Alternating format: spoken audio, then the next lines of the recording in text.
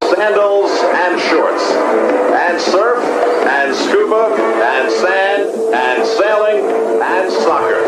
San Diego, California.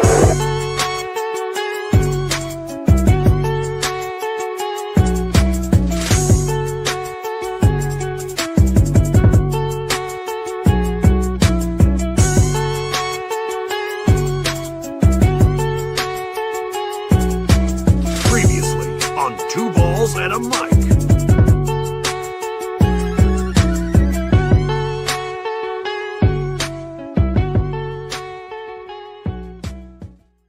Season's greetings and welcome to Two Balls and a Mic. We're back here on a Monday, ready to go in virtual reality. Some of us on an away match. Abe here, Chiva getting himself sorted out with his felines, but something that is sorted out is soccer in San Diego with San Diego FC and San Diego Wave both being victorious this weekend. San Diego Wave going to Houston, winning 3-2 against the Texas side, and San Diego FC going to the middle of the country and winning 4-2 with a double brace. Iloski, Dreyer, golazo on golazo action. For goals, gaffes, and greats. We're going to bring some of that action as well. Thank you for joining us here through San Diego Football. We have Abe Cepeda, who was with us last Saturday up in SoFi Stadium. SoFi Stadium, the host of the Gold Cup. Hey, Chiva. All right, do that. Did the cat ruin it? It always does. No.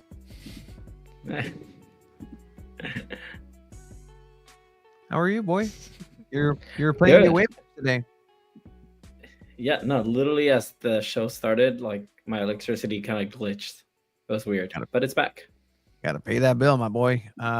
Hopefully they are treating you well wherever you are a hostage in. Getting the John Arnold treatment here. Shout out John Arnold. Just saw him this last Saturday. Caught up with that guy. Caught up with a lot of people. Caught up with Selección Mexicana stuff with a lot of what's going on, and really put a finger on the pulse of the reality of soccer in the U.S. and reality of soccer internationally. What's going to happen come next year, World Cup time, because, you know, the U.S. is going to host the World Cup right now. Club World Cup is happening. You know, depends on who you ask. The majority of people have no idea that that's actually happening. It's crazy how many tickets they gave away too. I don't know if you guys have been following that. Like they were giving away tickets for $5. Like you buy a ticket for $5 and you get 4 tickets with that one $5 ticket. Like it's insane. We might see that for the actual World Cup. Maybe like that's how we get in, is you pay like $10 just because they're trying to fill out a stadium, because it's pretty nuts how little interest there is in soccer for some teams. No, 100%. And like, that's the one thing that, you know, we can count on is soccer not being popular already. But I mean, I know one person who went to the Haiti, Saudi Arabia match this weekend. And let me tell you. Was it you? No, it was not. It was actually our boy, Eric Sanchez, you know, proud national team supporter, apparently. Just an incredibly passionate guy for Haiti. By the way, does anybody know the result of that match? Here locally in San Diego, soccer in San Diego? Of Haiti and Saudi Arabia. Yeah. That one, actually, no. I did catch the one before that though. Costa Um, Rica barely won against Suriname. Actually, our boy I saw Esteban that. Toscano was out there watching that match. Yeah, he was there. I mean, hey, you were literally the only other person on the other side of the stadium when that guy took the picture. But no, there was some fans out there, some Haitians, national team fans as well.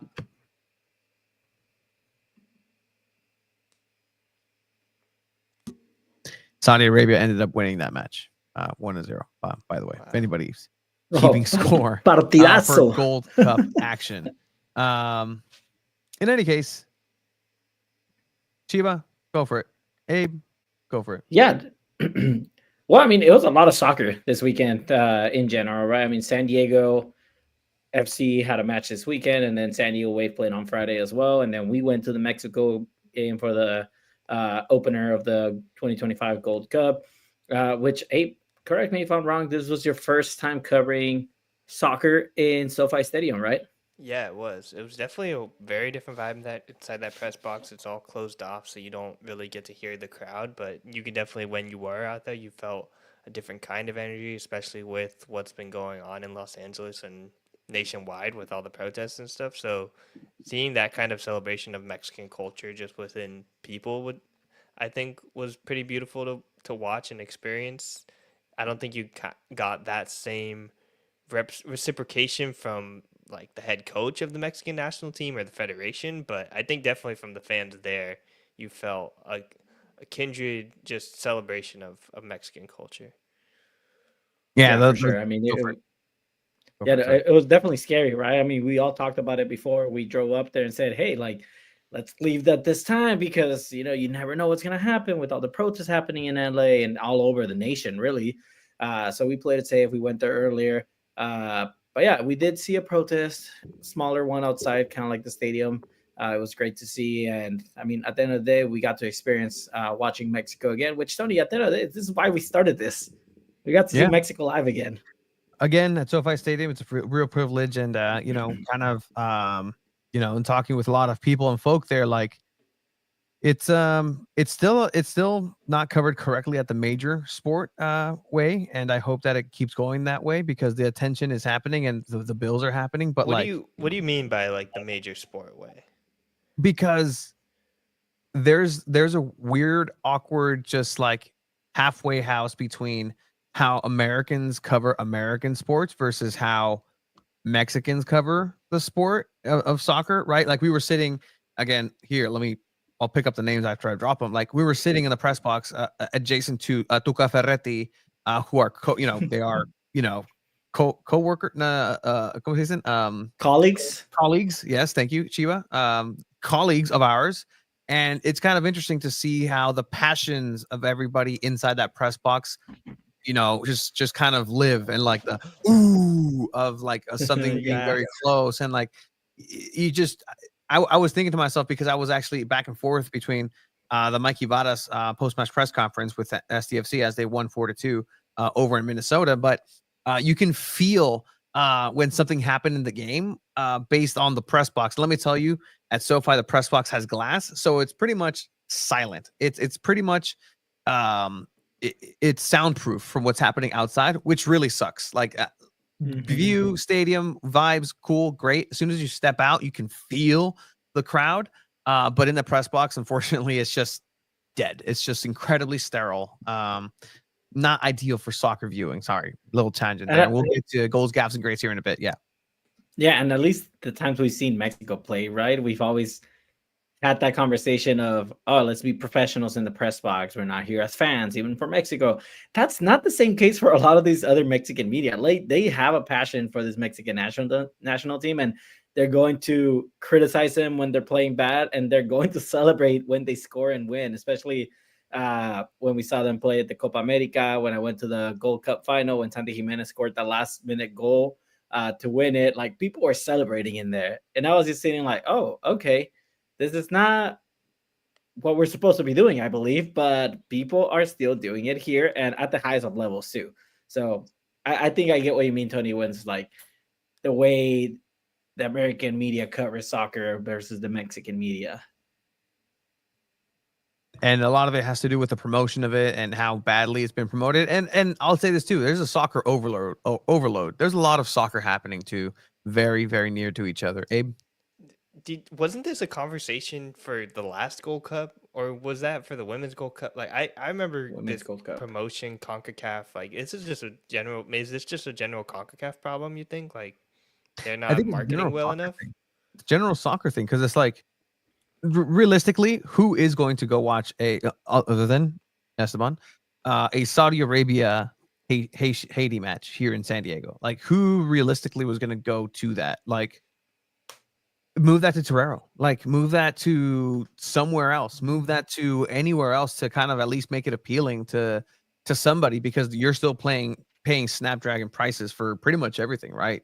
At that point, might as well just be a stadium enthusiast and just go tour Snapdragon. If you ever wondered what all the things on the wall are, if you ever wondered where that wall is, that of season, founding members that supposed to be up at Snapdragon forever in a rented facility, like you can go look for that. But other than that, there was no real appeal for Gold Cup, and even Mexico, right? Like I was trying to tell somebody, like they were asking me, like, how does the Rose Bowl get 80,000 people for a club match, Club World Cup, but then they don't get a sold out Gold Cup? Obviously, with what's going on with mentioned with everything around the protest in very near to there and just literally Los Angeles, but that necessarily that would have been a sold out stadium had it not been for that. But the appetite for soccer is there. It's just I don't know who's gonna go watch Suriname, man. Suriname. It's a lot of soccer. I don't think it makes sense to have this much soccer even in the US in the summer. You still have MLS running. You have Club World Cup now. You have the Gold Cup, and I think I saw a comment also earlier. Think it was who was it? Think it might have been Playback saying that the US didn't bring their A team either, so that kind of hurts it as well, right? And there's that whole debate with Pulisic and the drama with the US national team where players want rest, and Landon Donovan attacks the players, saying like, "Oh, you need to have a passion for your national team." And then Pochettino So was I like, think, yeah, no, exactly. He doubled down on that. So yeah, he's yeah. like, Well, I mean, I'm yeah. the coach. What do you guys think about that? I mean, I know we're not into goals, gaps, and grades yet, but it's a It's good. important conversation topic. Like, what do you Good. guys think of that decision? I think when you're Christian Pulisic and you're the captain of the team, it's a lot different than other people on the team. You kind of are expected as like the main leader to just be available for these national team matches, especially ahead of the Gold Cup and especially the World Cup. I mean, next year, maybe next summer, the same thing's going to happen next summer. You're going to be playing for your club. You're going to be playing hard matches. They're going to be using you. And if you're not prepared to play in the summer this year, what makes you think you're going to be prepared to play in the summer next year? Just like on a length scale wise, like your season, your body clock is going to be different. I think that's probably the biggest issue for him. Obviously, he played a lot of minutes and stuff, but like, how can you expect to be performing at that same level? It's very difficult, and just like I think what Emma Hayes has done, she knowing a year ahead that next year is going to be really hard for the national team players, she gave all European players the summer off for playing with the national team. Like Lindsay Heaps isn't going to get called up for any of these matches because she had a really long summer with Olympic Lyon. So I think that's probably what they should have done. Like maybe last year you take a break, but right now he's like you need to be ready for this next year. Like if he gets injured, if he's not ready for that World Cup, it's just going to be a complete disaster. I think a player needs to still be in the national team, whether he's not even being a starter or anything. I think a player like Pulisic should still be on that bench, even as a leader, to and hop on some minutes if it's needed, right? Has the US reached a level where they don't take these tournaments seriously now? Before they would call their A team to try to beat Mexico at the Gold Cup and Nations League or whatever, but has they reached that level where they're like, you know what, I don't really feel like going. Let's send a C team now and just try to compete. Is that what's happening, Tony? So I actually teased this a couple weeks ago, and we have a show to get to, but This is actually what Luca de la Torre said when asked after the LA Galaxy 2-1 victory here at Snapdragon Stadium about this particular aspect. So let's hear what a teammate potentially, or not now because he wasn't national team player. Current national team player, Luca de la Torre, about this exact thing. He's trying to answer in Spanish, and then he's like, selección. let's see. The thing about Christian, I can answer in English if that's okay. I'm with the more country. Look, I think when a player is brave enough to stand up and say that I feel tired, I don't think I can play, it has to be respected. You know, of course, everyone wants to play every game. But when a player says that, yeah, people have to respect it. Like, would you prefer that he plays through fatigue or potential burnout and then injures himself?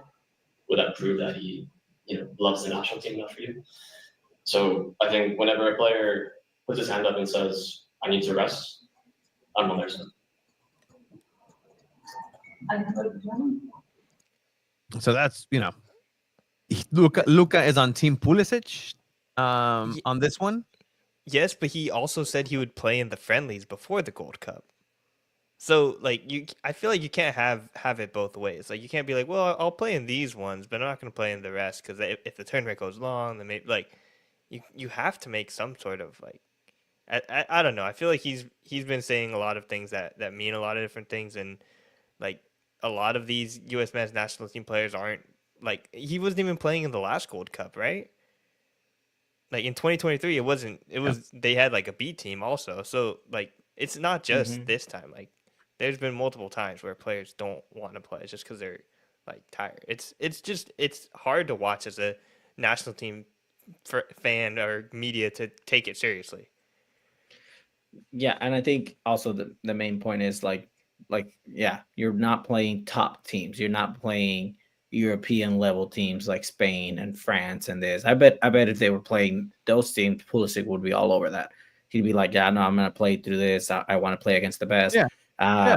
Which is fair, and I get it. I get where he's got as a person that's an employee somewhere, right? If I'm I'm tired, I need to call out or I need some rest, I would want my employers to respect it, right? Obviously, this is a very different business and this is sports and you're getting paid a lot of money. I mean, you have Santi Jimenez who's still playing with Mexico, despite playing half a season with AC Milan in the same team as well.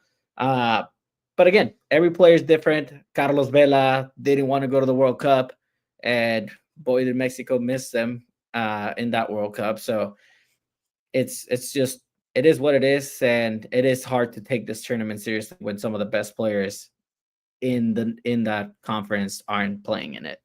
I mean, a couple of good points here, right? Like this one I Soccer was making earlier. I would hate if my star player got injured against Haiti.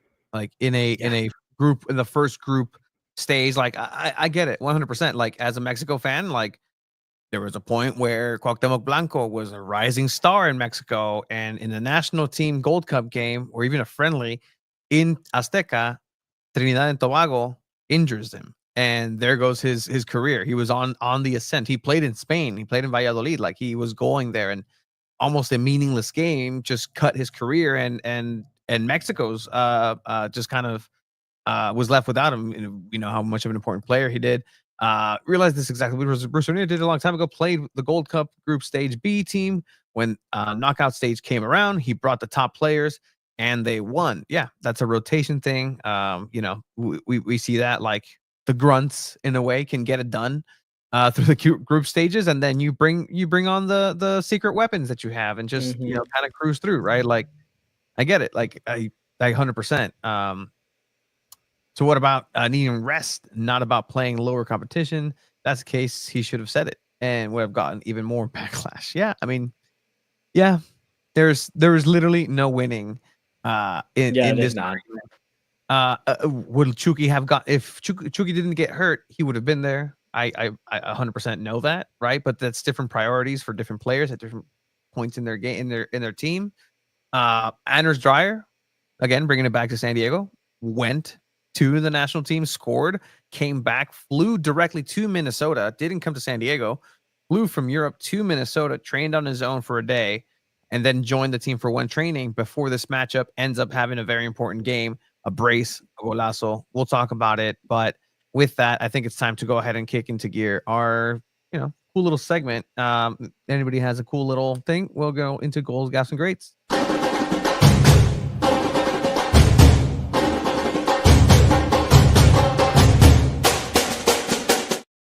All right, goals, gaffes, and greats. We talk about the goals, we talk about the gaffes and the greats of the week for soccer in San Diego, or if something comes around that's not in San Diego, that also works out. Keep the conversation going. I see people are very interested in this topic. Again, 1 year from our target of making the World Cup. Chiba and I started this 5 years ago. We're going to be at the World Cup. Like, I don't care. And hopefully we can see that the people who have followed us through these 5 years can somehow give us that little push to get there 100%. But we'll talk about that later. Didn't he dislocate his shoulder fusion? Yeah.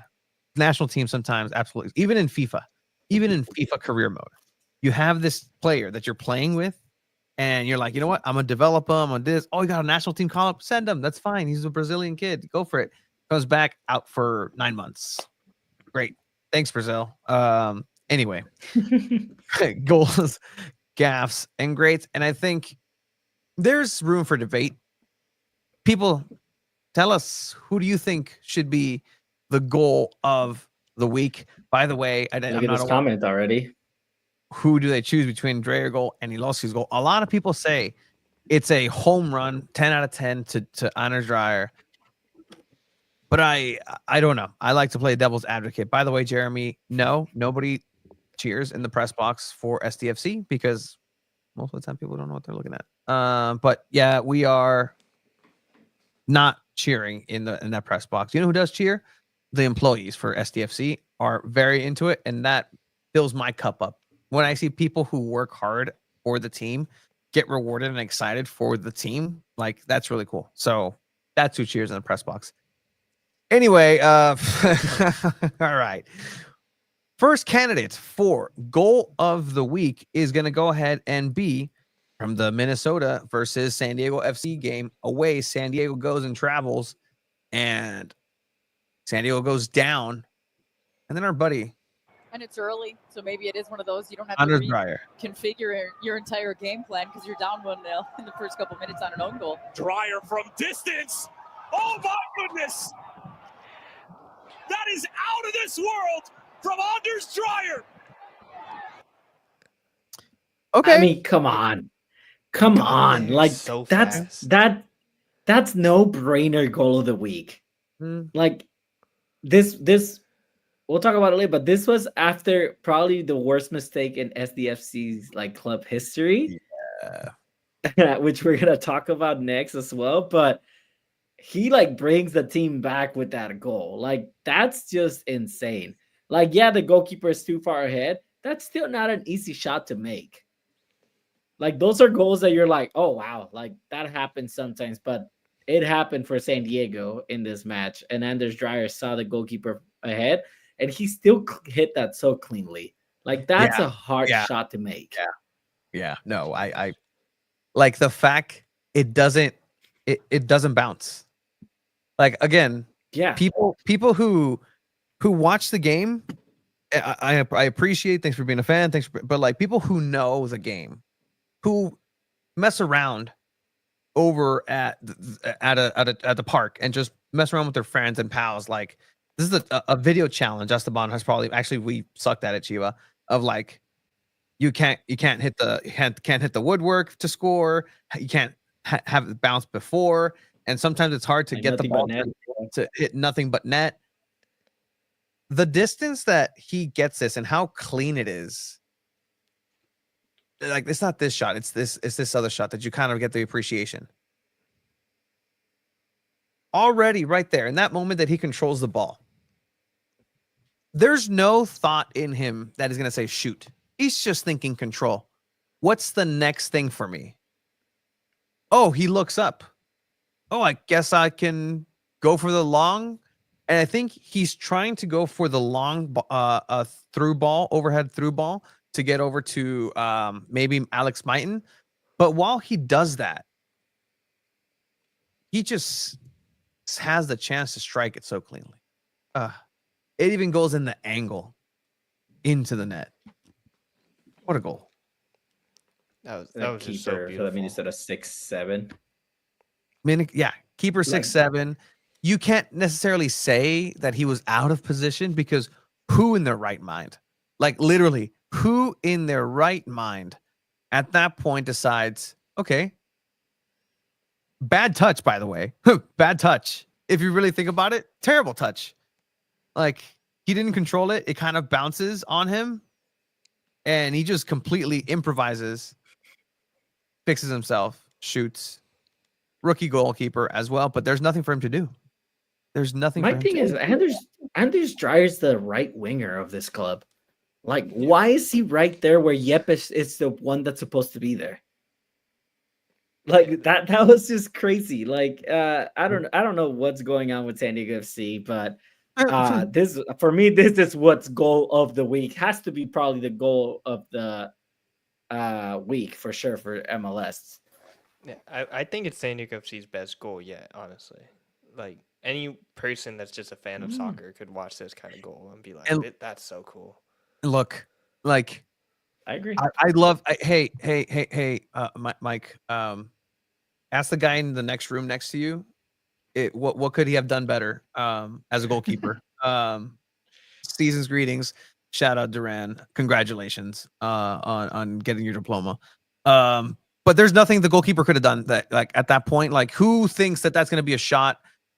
Nobody. And let me tell you this, maybe he practiced that during training because CJ Dos Santos plays so up on the field, on the pitch all the time. So he gets those looks in training. So he may have an advantage in that sort of way. But either way, it's a fantastic goal. However, there was a good shout. And I say a good shout because I think it warrants it. It merits it. Any other week, any other time, any other day, you see this following goal. Pineda. That was the right idea for Vauxhall. Body's hitting the deck. Tverskov goes down. Iloski got through the first defender, and he's got plenty of room to run into. Milan Iloski looking for a brace off the bench and to seal all 3 points, and he does just that. What a run from Milan Iloski, and what a win for San Diego. The Milan Iloski. Potential goal of the week. Hear me out. Hear me out. Hear me out. I get it. I get it. 92nd minute, tired legs. Iloski played a half. He's quick, as Brandon very astutely shows. Great little. I think this is at this point. Why not sign me? Why not keep me? What, Tyler? What you doing? Why you signing Varston over me? I mean, not even over. I get why in Varston, but like, why am I gone in June? Are you not entertained? Are you not seeing what's happening? Yeah. Milan Iloski gets this ball in his own third. Right there, poor defending. Everybody's tired. It's that kid that comes in and has all the energy in the world. And it's like, come on, dude, read the room. Position players out. He's throwing you 55 mile per hour meatballs. It's the 9th inning. You're up by 12. You're still hitting a grand slam. Why?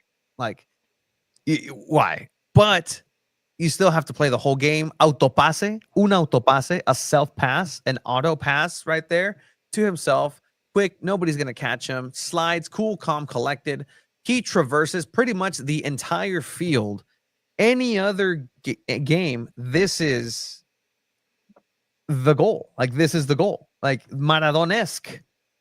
If you really want to maybe think about it that way. Just the amount of skill, in a way, that takes. Mm-hmm.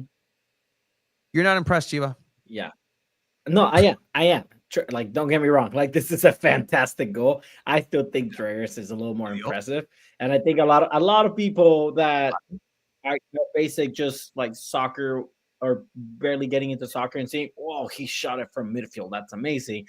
This goal is very difficult to do as well. And the fact that it's Milani Losky doing it again is what's pushing it to being a goal of the week candidate. Because Milani Losky is the player that's on loan, that's from Escondido, that's scoring goals left and right, hasn't started for San Diego FC in an official match. And at this point, everyone's just begging the club to keep this kid in San Diego FC. Yeah. Hey, what do you think?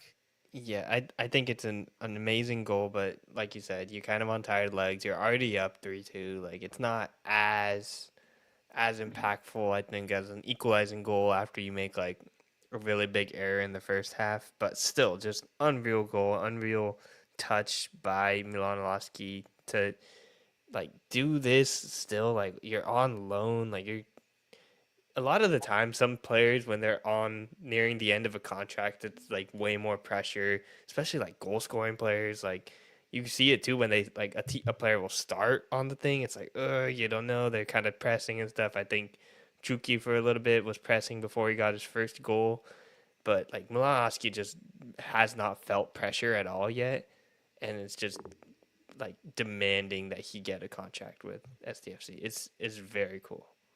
Yeah, I mean, I even think Lindsay Heaps, artist formerly known as Lindsay Horan, had to have looked and nudged Tyler on the side and like, dude, what are you doing? Like, he's right there. Like, sign him. Like, what are you waiting? People are agreeing with you. People are agreeing with us. We talked about it here. We talked about it on Chromaniacs. Everybody wants Milani Losky. Milani Losky wants to stay.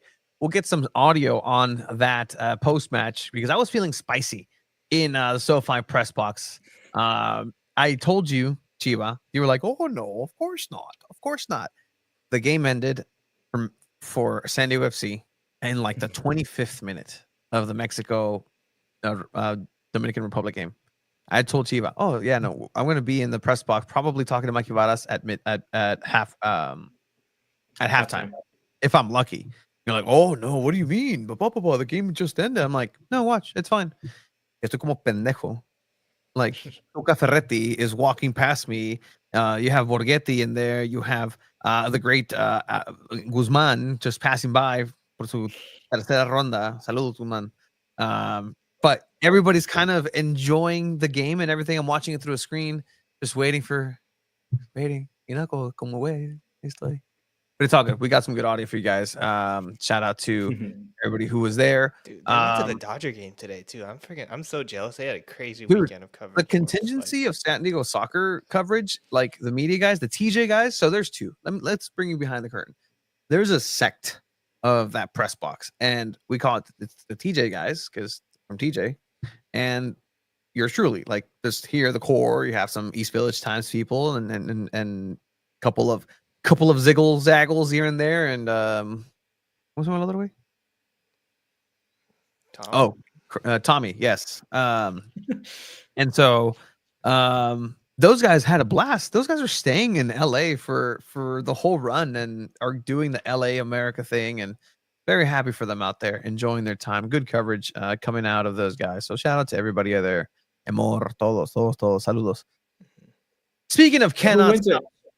Oh, yeah, that's right. Who wins it? Who wins it? I vote for Honors. I vote for Honors as well. Damn. I think that's the winners, 2-1. Yeah, 2-1. Sorry about that. Sorry, I think Tony. we can all definitely agree on the gaff, though. The gaff was pretty clear this weekend. We definitely can agree on the gaff. Are we good to show the gaff graphic, Tony? No. Oh. No, I'm kidding. It's fine. Ah, boo.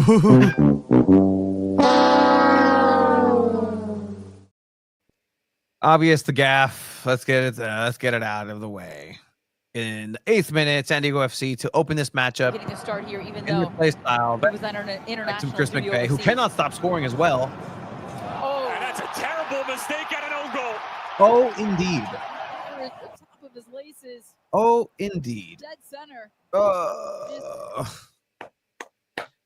Just trying. He's already trying to dig that. Let's debate. He's trying to dig that Who's hole. more at fault? Whose mistake is this, Tony? Ooh. Is this the center back McVay or is this the goalkeeper CJ Dos Santos? I have my take. What do you think, Abe? I have What do you think, guys? Whose fault is this? I like this. Whose fault? There's Can I somebody. go first? Go You for can it. go first. AI. Baby. I blame Chris McVay because he did not look up to see where the goalkeeper was. He gave that pass a little mucha salsa, too hard of a pass. There's no pressure coming at him. There was no reason to give that pass without looking up to see where CJ is. So I blame Chris McVay on that one. Okay. So just part of me wants to do a little bit of devil's advocate and say, if this is the style that San Diego FC plays, you know that they're going to pass it back and forth. The goalkeeper has to be involved and engaged and ready to get these passes and stuff. Yeah. But at the same time, like, see, he's waiting there. He kind of expects to pass, like he's there, but he just doesn't look and passes it like wide of him to a point. And CJ's in an awkward position where he's kind of has to run back. So if you're gonna kick it that hard, then you have to like look where you're kicking it. So it's definitely on McVay. Like, yes, we all said this was gonna happen, right? Didn't we all say like this? Yeah. They're playing so high. This is bound to happen. Come on. In shock.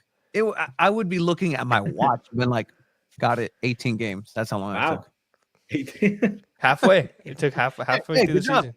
100%. No, in shock because it was shocking. Okay, so who do you say, Abe? Chris McVay. It's on Chris McVay. Okay. Look at the reaction by the Minnesota forwards too. I think that's literally what happens in the video game whenever own goal scores. Like somebody has to celebrate, and they're like clapping for themselves, like, "Hey, we did it! Look at what our pressure did! Yeah," which is true. It's so hard to blame CJ here because look, CJ's standing where he's really supposed to be. Like the pass is more towards the middle. Like how many times have we said on this podcast, Tony? You never pass it to the middle. You always pass it like a little bit more to the side or back or anything like that. Like this pass is directly towards the goal. And I get it. CJ was still kind of backing up. I think it was just, they're both at fault, but I think McVay's more at fault. He's the one giving that pass. But I don't know, Tony, I'm curious to see as a goalkeeper, like what's your take on this? I'm mad at McVay for sure. I'm letting him have an earful. But then if McVay comes back and tells me, my bad, that was on me for the pass, why didn't you just kick it out? Like, stop trying to control it. Like, there's a point where it stops being McVay's fault. Just get in front of it. Like, in this moment, like, right there, he's like, oh shit. He's running with the ball. He's trying to angle himself and run with the ball. At that point, you need to go ahead and have that lateral movement to go left already. Instead, you're trying to go backwards, and then you're stuck between going backwards and then to the left. Like, aviéntate, vato. Aviéntate. At that point, you're allowed to save that because it's not like you're cheating because that's the rule, right? Like you can't pick it up when the defender gives it to you. You can deflect it, and if the referee decides, well, that's a handball, okay, it's an indirect free kick, but it's not a goal. Like, as a goalkeeper, you have to do everything possible to keep the ball out of the net.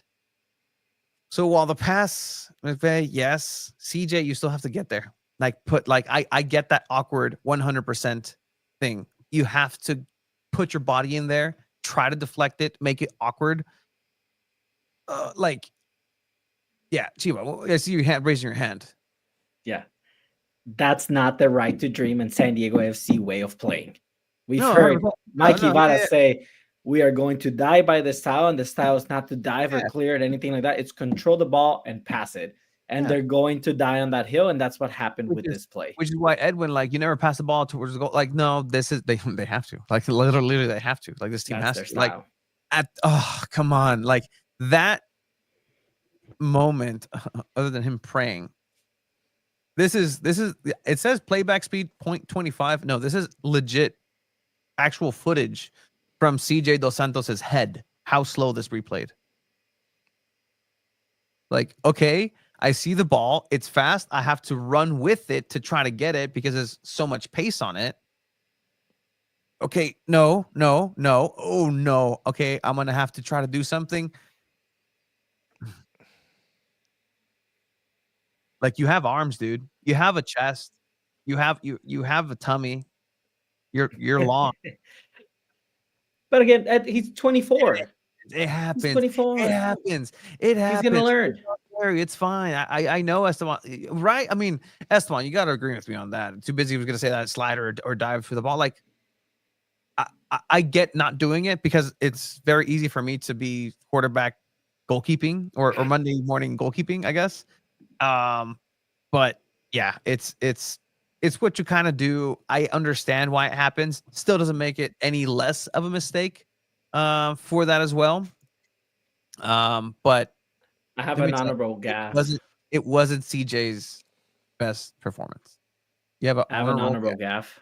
Okay. Yeah, the head coach for Minnesota United for giving this kid of a goalkeeper the debut in MLS against San Diego FC. Y le meten 4 pepinazos. Well, That's gaff. The Minnesota goalkeeper was international duty. Yeah. Play the other guy. The other guy was wearing number 1. I don't think the goalkeeper was outside this guy necessarily the reason why this went the way it went, I would say. Yeah. I was just putting it out there. Is there any other gaffes? There is a gaff, and I'm trying to find it actually right now, and it's literally the second worst case scenario for a goalkeeper. Where'd it go? Oh, I had another gaff. Gaff is the Club World Cup. What? I agreed. The way it was kind of brought up everything. I love the concept of it. I love seeing Nico Boxel playing against Bayern Munich. Shout out San Diego loyal legend Nico Boxel. His brother played in this match against San Diego FC. Yes, they did. There you go. There's a connection. Good connection, Shiva. Mm-hmm. Yeah, I think the timing of it just doesn't really make sense. All the European teams' season is over, so it's kind of like a pre/post season, and you don't know what kind of impact this is going to have on those teams once the actual season starts for them. So it's like, how much is PSG really trying? But also, they're just coming off Champions League, so maybe they're hotter than they've ever been. Like, it's such a tough thing, and FIFA's doing it for the money. Obviously, FIFA's always doing it for the money and trying to see how the US is going to respond to the point where they're just giving away tickets. Like, that's insane to know. Like, honestly, more teams, more sporting things should do this. So actually, I think that's kind of cool. If you're going to have an event that's so lowly attended, just give tickets away for $5. Like, try and get people into the stadium to create a better environment and stuff. So that's the one thing I will say is kind of cool about it is like, hey man, there's a family out there that said like, hey, I wasn't gonna go to the game, but that ticket was $5. Let's take the whole family out there. Like that's one cool thing. But FIFA's only doing that just to like protect face and look cool, so they don't have an empty Seattle Sounders stadium. So it's sad, but at the same time, hey, go watch soccer if you can for $5. Yeah, I like was that. The other gaff the penalty, Tony? It was a penalty, but I looked at it and it gave me pain because I feel for the kid. Like I'm defending him from you, Chiba, because of that. Actually, it was not his fault. The penalty, we'll talk about it on a dryer in that game. But with that, takes us to the San Diego Football's Great of the Week.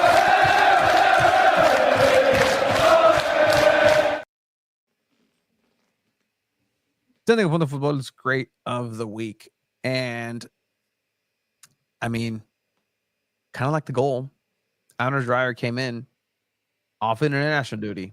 You're voting for Anders Dreyer? I am not, actually. I think Kenza Dali, who had another unreal game in the midfield for San Diego Wave, got on the NWSL Match Day of the Week team, also scored in to get the thing going in that game. Just she has been so important to this Wave midfield, the French connection, everything about this team. She's the leader on the team as well. Like you can tell when she's on the field, like everyone listens to her, and like even like Jonas Eidevall is always giving her the instruction to tell the rest of the team. And obviously you expect that from veteran players, but she hasn't been in NWSL for very long. But everyone respects her. All the other teams are kind of scared of her at this point too. Like I don't know if you guys have felt that when you're watching these games, but like when she gets the ball, like multiple players are trying to get to her at this point. And you used to only see that with like Cascarino. Like Cascarino, there's always like, okay, everyone just crashes towards her, but now Dolly's getting that a little bit of that treatment in the midfield. Yeah, I wasn't going to give it to That's a good Anna Dry. shot. I was actually going to shout out Iloski, but if we're talking about consistency, I overlooked consistency, and that's bad on me because Kenza Dolly's been consistent this entire season. She does get a goal this last game against Houston in a 3-2 game, but I think you're right. I'll agree with you on that one. I'll put it over Milan Iloski, yeah, especially with amount of times played. Yeah, Man, I'm sorry, but did any of those players play against Bayern Munich in the Club World Cup? Nico Boxel, San Diego Loyal legend, played a full 90 plus minutes against Bayern Munich and only allowed 10 goals in. All right. That's my shout for grid of the week. That's messed up, man.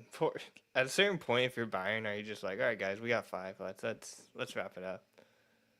I like this. I like people differing in the comments. That's true. I mean, because again, I was going to give it to Iloski. I was going to set it up with the Dreyer thing. You can't go wrong, really, like with any of these players. They all performed at a really high level. I think Dreyer has been like really good.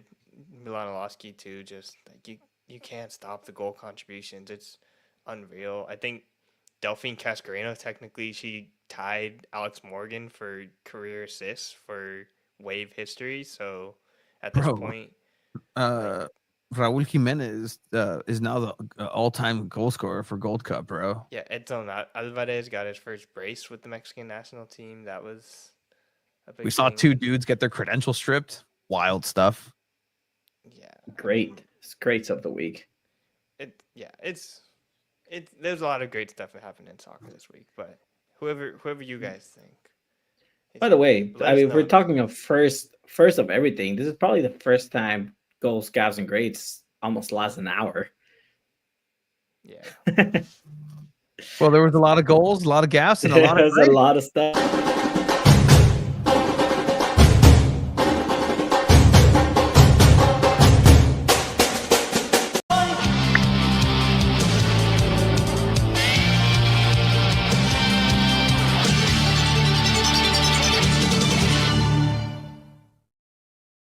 All right, we're going to go ahead and plow through because we have San Diego Wave to talk about because 2 of the San Diego teams, the residents of San Diego's Snapdragon Stadium, are being successful this season. Very successful this season. So far, this team now with San Diego FC is a team that, I mean, much like San Diego Wave on the other side, is finally coming up on people's radars as a potential competitor for not only the championship for the league, but Supporters Shield. Have you guys been paying attention to Supporters Shield races, at least in MLS? Yeah. Yeah. Yep. You're very happy about that because Yep. it actually seems like you did. Like it seems like you kind of like this came Yep. across your desk. I was talking to Abe about it before the episode. Look at how happy you are.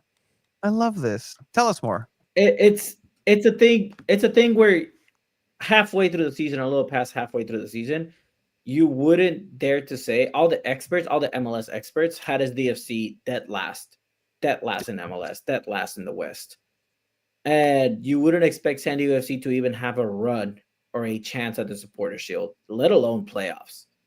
I believe in this podcast we kept saying that this team is either going to be really good or really bad. And you know what? We're right on that. Like, this team is really good. This team is a title contender. This team has potential to be Supporter Shield champions and potentially MLS Cup champions. Like, that's how good this SDFC team, and a lot of people underestimated. I think a lot of us underestimated them. Yeah, they made mistakes. Yeah, they got figured out a couple times, but they've kept to their style. They kept to every word they kept saying. Mikey Vadas kept preaching, "We're gonna stick to our style. We're gonna find our identity," and they've done it well. They're third place in MLS, not just the West, in MLS. That is absolutely true. Especially, yeah, that's what you get with two divisions, right? Like you can be dominating in the West, but how does your team stack up against the other side when it really matters? And that's the thing with this style of tournament, right? Like the regular season, normally this is the race right here. Like right now, San Diego FC qualifies for Champions League, right? Like right now, San Diego FC is in those upper echelons of teams in the nation. You don't get that necessarily with this because it's broken up into two, but there is kind of this other chip of like, yeah, right, supporter shield. There you go. But yeah, that's a cool little interesting tidbit. San Diego over, and look, not even 6. That's how far they put him back in the supporters shield race. Minnesota's now in 8th after this victory. San Diego FC go over into what is it? The Midwest? No, it's definitely mid, right? Just mid. I think it's the Midwest. It's a mid. Yeah, they don't really like Chicago's Midwest, so I guess Minnesota would also be the Midwest. Like the only middle of America is like Kansas, I think. Really. Yikes. All right. So a rotated squad. Obviously, there are players who are on international duty. Godoy, Chucky Lozano out injured. You have Patty McNair, who also was on international leave, but injured as well. So this kind of get this, what you got for a first team in players. CJ Dos Santos in the back, in the left back, left to right. Lucas Bombino, Chris McVeigh in the center back position. The return of Ian Pilcher. You have Verhoeven on the right. In the center mid, you have Sverskov in the usual slot for Luca de la Torre. You have Oni Valakari, who people have been asking, please put him in midfield. Get him out of that 9. Then you have on the other side Alvarado, who is definitely almost that one-to-one switch. That's as much of a comparable player to Godoy as San Diego FC can potentially have. He has that flair. He tries to score amazing goals, just like Godoy. Don't actually quite go in, but that flair is still there. Up top on the left, Alex Maiton for the injured Chucky Lozano. Marcos Invarston returning once again to that starting position, and Anders Dreyer in the right wing slot. This is what you got. Are you mad at it with what's on the bench and what we've seen recently from these players outside of potentially Milan Iloski? And if so, do you still agree with Marcus Invarston starting at this point with how this game eventually happened? Iloski doesn't get 2 without Invarston being there in the beginning. Would he have scored 2 if he starts? That's, up for debate, but I don't know who wants to start that on this lineup here. Yeah, no, it's definitely interesting, right? Because you get to see the difference that training under this style gets you to. Like Ian Pilcher, what was it like early in the season when he started against Austin, looked awful. But then you play in this game and it's not as bad. Like these players are improving during training and they're learning. Alvarado looks a lot better now than he did in that same game against Austin as well. Like this guy's getting touches, this guy's getting more minutes, he's getting more confident. At the end of the day, it's what Mikey Vadas is giving these players. He's giving them that confidence. It's 2 18-year-olds in this backline, and I think Ian Pilcher is what, like 21, 22 maybe? Like this is a young defense with a 24-year-old goalkeeper. You see this starting earlier in the season, you're like, oh man, SDFC is about to lose like 5-0. But they win this game 4-2. Like I think it's impressive the level of the training that SDFC has implementing. And again, Oni Valakari, he can play at the 9, he can play in the center mid. He plays well in this match as well. Yepe back in the lineup. Finally, you've been needing him in that lineup. And again, Godoy not available through international duty. Like Godoy is a key player in that midfield, but Alvarado stepping up. You have Anders Dreyer. Is he going to play a full 90? Is he not going to play a full 90? Plays the full 90. Scores 2 goals and assists. Like San Diego FC is a legit contender. They're a legit team. I like that. Abe? Yeah, I think you make a really good point with the young defense, but at the same time, like these young players, I think, aren't afraid to play this modern style of soccer where you're going to be passing the ball in the back and not really as focused on defending and you have to clear it if anything bad happens. Like they've been comfortable. They're just letting them be comfortable, be themselves. These are people that are eventually going to be playing at like national team levels with Bombino, who's already doing that. Verhoeven also, I think, might play at the U20 level. So, like, giving these guys these confidence this early on in the MLS is like such a big deal, and it's going to be important in their development and like the development of San Diego FC. I know we all kind of thought like, okay, they're going to have young people. It's the right to dream stuff, but we didn't expect that year one. Like you expect, okay, you're gonna have some people on loan, you're gonna have a lot of different trades and stuff. You're an expansion team, it's gonna look different. But just they're so committed to developing and growing and letting things like play out, letting things flow, which is annoying that their marketing fits so well. But it does. Like this team is flowing. Like they're on a really good level right now. The Flow Riders, potential nickname. Again, Pro Maniacs trying to find. Okay, we'll come up with something different, Abe, in your writings. All right. How about that? Huh? How about you dedicate an article to just a wacky team nicknames for SDFC? You know what? I will. You won't. You won't. Okay, I won't then. Do it. Do it. Los promados. Can we talk? Yeah, we'll talk about that's wow, incredible. Big win for San Diego FC versus Minnesota is that the fact that we won't have Berhalter because he will be on international duty as well for Vancouver. One thing that I want to know on this lineup is, I mean, very understated, but just kind of, realities of where San Diego FC is at. 2 goalkeepers on the bench, just in case, I guess. 2 goalkeepers on the active roster.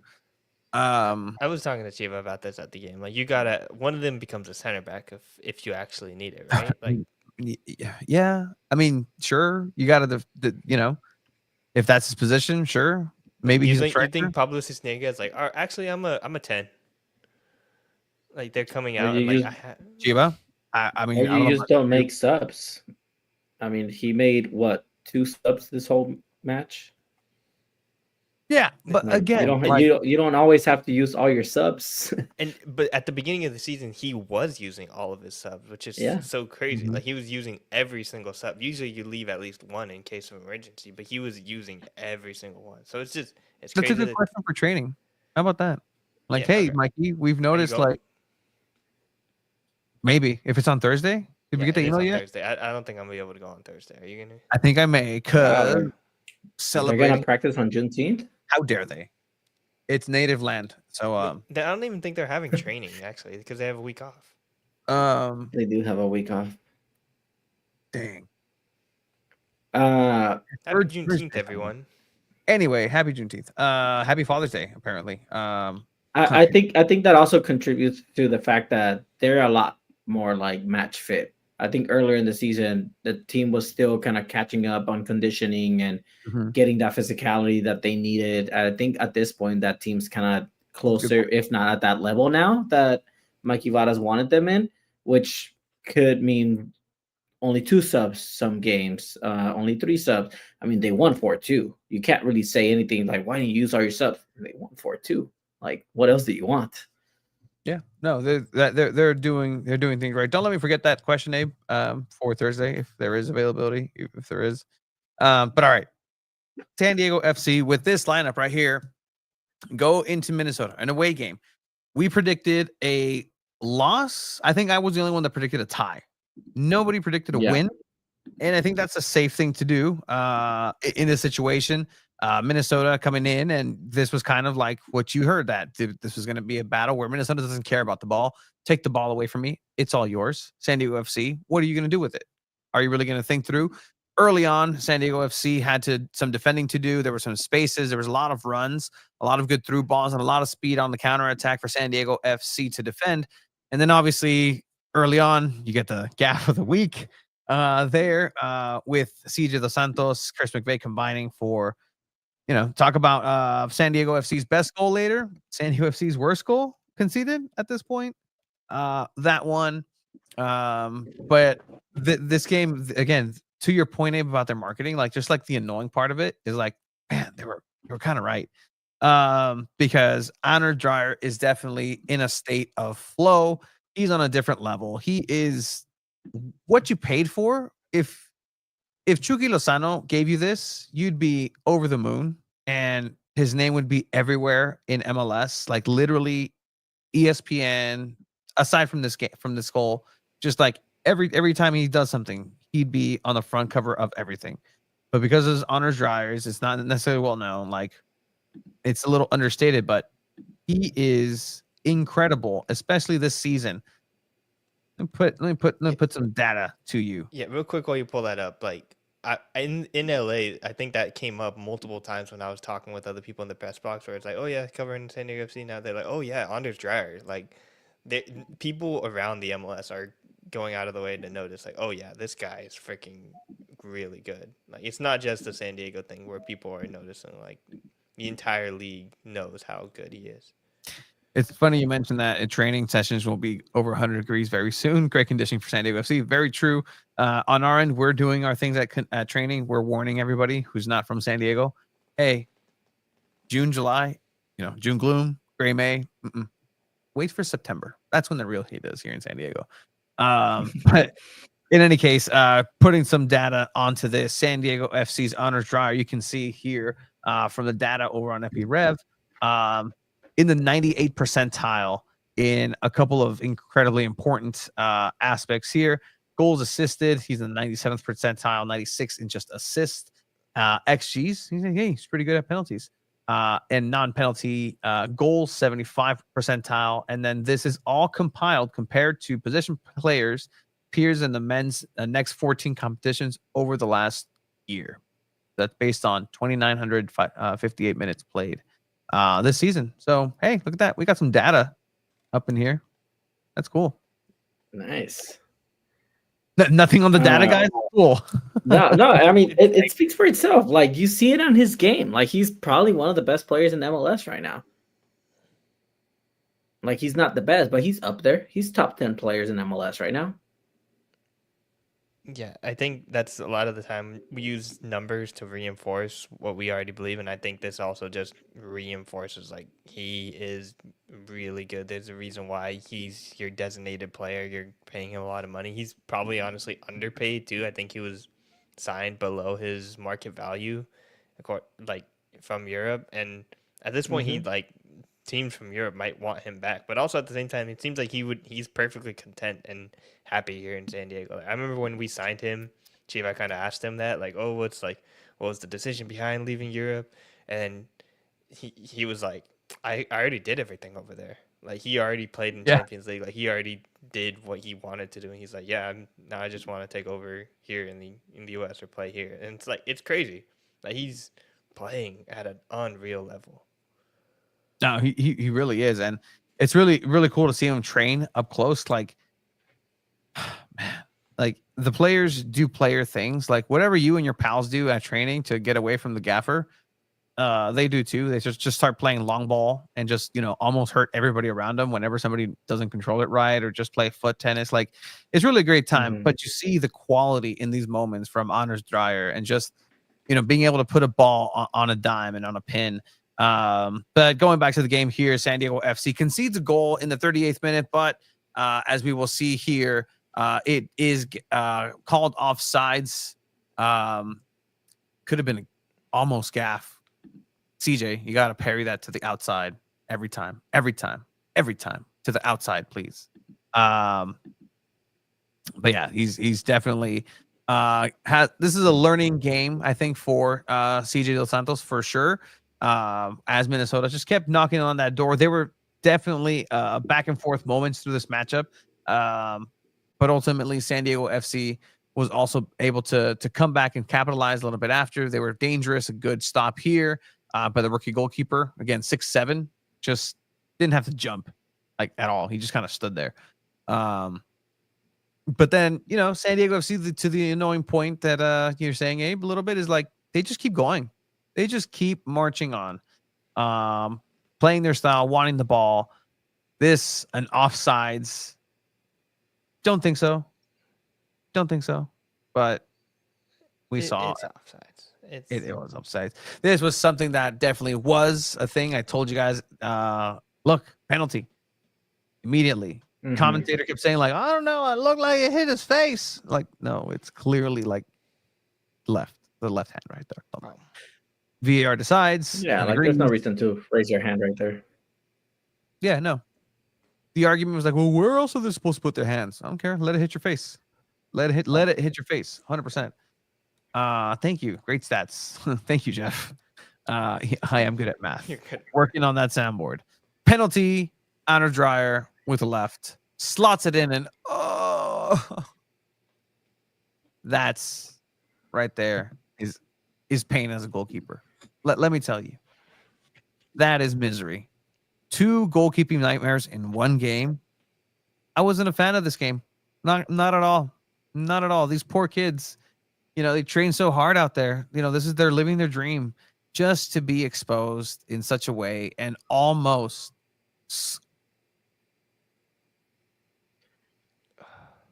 This goalkeeper at this point hates Anders Dreyer. He made you look silly twice. Tony has to check on something, but he scores from midfield, then bottles a penalty, and it still goes through. This goalkeeper has probably like a dartboard, and it has Anders Dreyer picture on it, and he's just throwing darts at it, crying because Anders Dreyer just honestly probably destroyed your MLS career.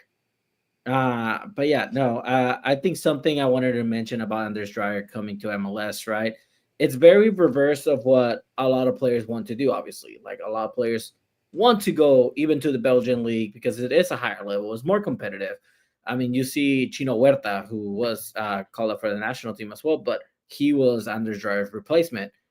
I really do think Anders Dreyer's plan is to eventually go back to Europe, maybe a bigger team in a way. MLS is getting a lot of media now attention with Messi here. Club World Cup is in the US. Gold Cup is here. Like MLS is getting all these attention across the globe that maybe a team or two that have a bigger name than Anderlecht and that's not from Belgium, maybe seeing, oh, wait, MLS, Messi's the best, right? Oh, wait, Anders Dreyer has more assists than Messi. Who is this Anders Dreyer guy? Let me look at him. Oh, hey, SDFC, here's an offer. I could potentially see that in a season or two. A season or two, he stays through at least 2026 just because of the World Cup, too. I think that's probably something else in his head, too. Like, he's getting used to playing in the U.S. Like, he's going to have that kind of experience that he can share with his team as well. Just like, oh, yeah, I was in El Cajon in the summers. It gets really hot. I know about these specific areas. Like, and a lot of these guys are, like, traveling to different places for the first time. I think Darren Smith talked about it in like the Match Week show where it's like a lot of these guys, like when they do a little walk around when they arrive to whatever city they're in.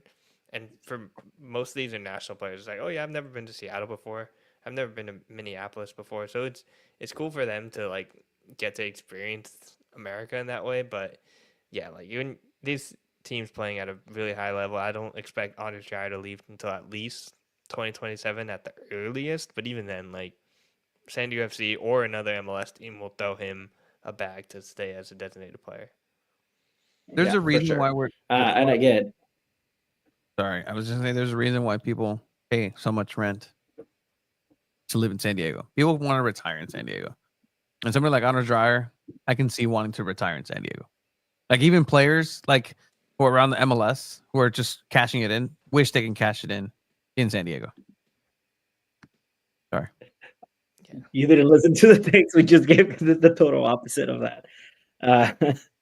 No, like yeah, I mean, I can see him wanting to stay. That's I think that's exactly. I can see him wanting to stay too, but I think, like I was saying, MLS is getting a lot of publicity. A lot of people are tuning in now because Messi's here, and who says a team in the Premier League doesn't see Anders Dreyer outperforming Messi and seeing, oh, this guy's actually pretty good. Oh, let's try to get him after a great World Cup performance with Denmark.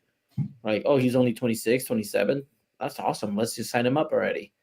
I can see that happening as well. But he could stay and he could retire here. Like, Why not? Right? He's making money. He's playing. He's I getting retired here. international call-ups. Yeah, not a bad place to live. Yeah, again, I retired here. You think if San Diego FC ever has like a Hall of Fame like statue type player, do they put the statue outside of Snapdragon or in El Cajon? El Cajon. Yeah, that's the actual place where they kind of own. So Yeah, yeah, That's not so rented. sad. I don't think SDSU would allow an MLS statue. That's so sad, dude. I know I brought this up like when we were talking about like after the Wave won the Shield and all that, but like these soccer teams don't get to have like any sort of like feel like they're just renting the place. And they really need a stadium of their own at some point. If you're renting Well, an in San apartment, Diego, the land will be rent. if you rent an apartment, do you not decorate your apartment, Abe? Yeah, they do decorate it, but then you take it down and it doesn't feel real. Like the decorations I have in my apartment, when you take it all down and it's like, oh, it's nothing anymore. But at What least were your decorations? Now I need to know. You have to use renter-friendly stuff. it's like Hold on. Now I need to know. What was his? it What was was pretty his sad. It was like an empty wall. I had like I put up a scarf that was Oregon scarf. I think I put my hats up too. I would just like put a couple not nails but like command hooks and just like put them like that. And then I just took them all off. Such a dude. It's Yeah, bro. I'm not gonna freaking put up posters and stuff. I'm renting the place. Why not? What? Just put tape on it. Abe, San Yeah, Diego is but- too expensive to own property, man. Yeah, obviously, It's but not like San Diego FC has but, that I mean, money. Chargers Park, you have Chula Vista. They've been wanting to build something. At some point, I think one of these soccer teams are going to build a stadium.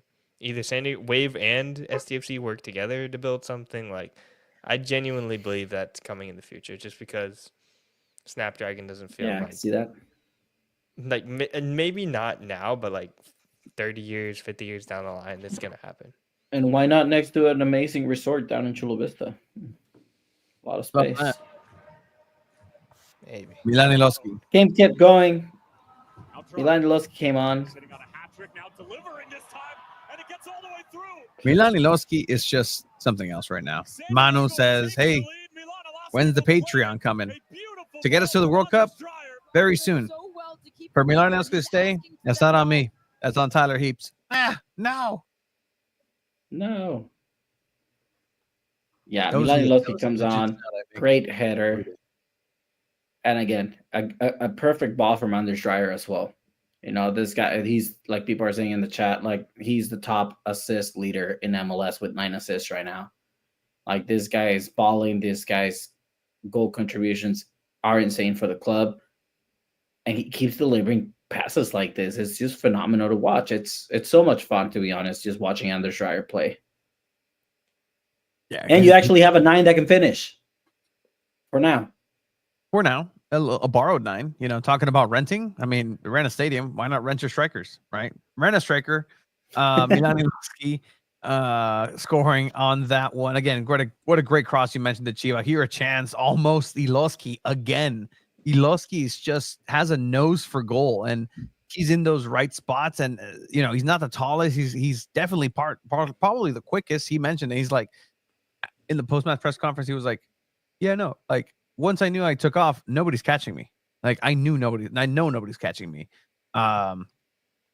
But yeah, that's just the confidence that he's playing with, and he knows he's on borrowed time. He mentions it every time that I ask him as well. But you know, it's something that has to be addressed at the end of the day.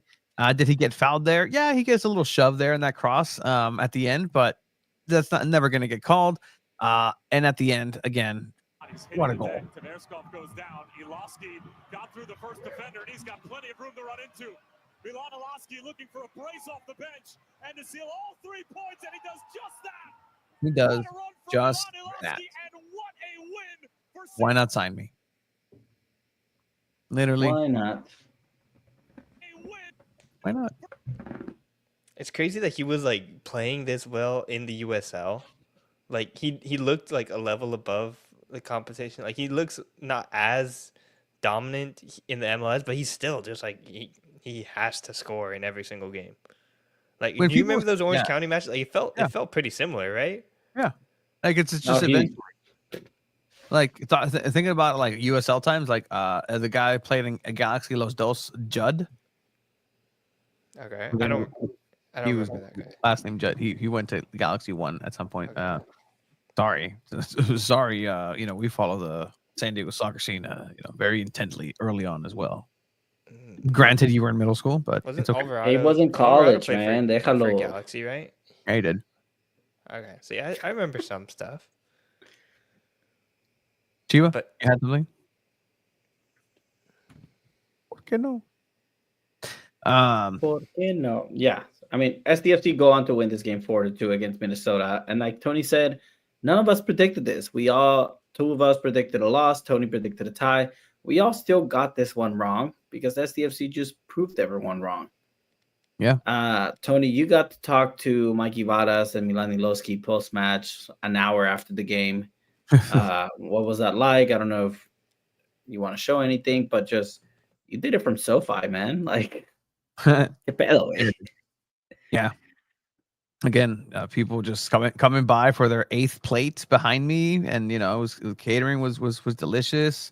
Just rudimentary burger, but you know what? Much better than paying $25 for a PB&J, as Conmebol had us do for Copa America at SoFi.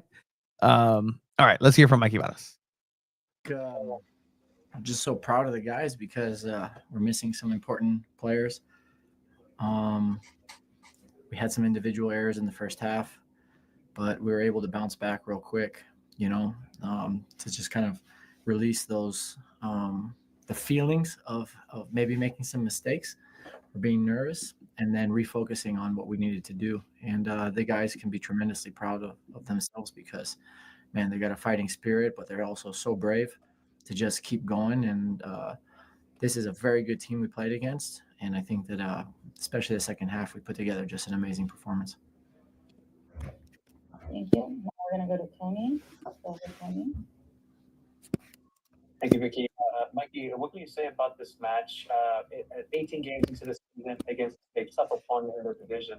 Is this a landmark victory? How are you processing this in the grand scheme of this? Yeah, this is definitely a milestone because we talk about doing road performance and not being us everywhere we go, and believing that you can win points away, and it doesn't always go your way, but if you can put that performance together that gives you the best chance, that's really important. So that's a check mark because I think the guys came here and did fantastic with that.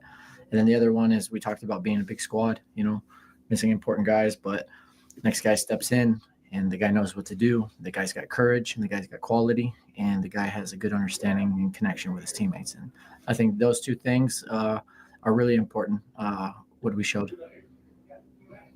And then speaking of Shinexon stepping up, Ilowski has been coming off the bench today. He gets a brace. What are these performances giving you or letting you know that he's in the right position or that he's fighting for that starting spot with his limited time? And do you have plans after July that include Ilowski? Yeah, no, I mean, Milan's not going anywhere. He's obviously really important. I think he has the most goals per minute in the MLS right now. He's got a special quality. He always finds himself in good positions, and he's an extremely talented finisher. We're working on other things with Milan to make him a more complete player when you think about 90-minute performances. But he's got a tremendous character and growth mindset. He's super open to feedback and to being challenged. And, every position is open to competition all the time. So as long as you're willing to work for it and send the right message over a consistent time period, then you'll get your opportunities. But at the end of the day, he did a fantastic game, and he's been a great runner for him. You heard that? Milan's not going anywhere. Se queda.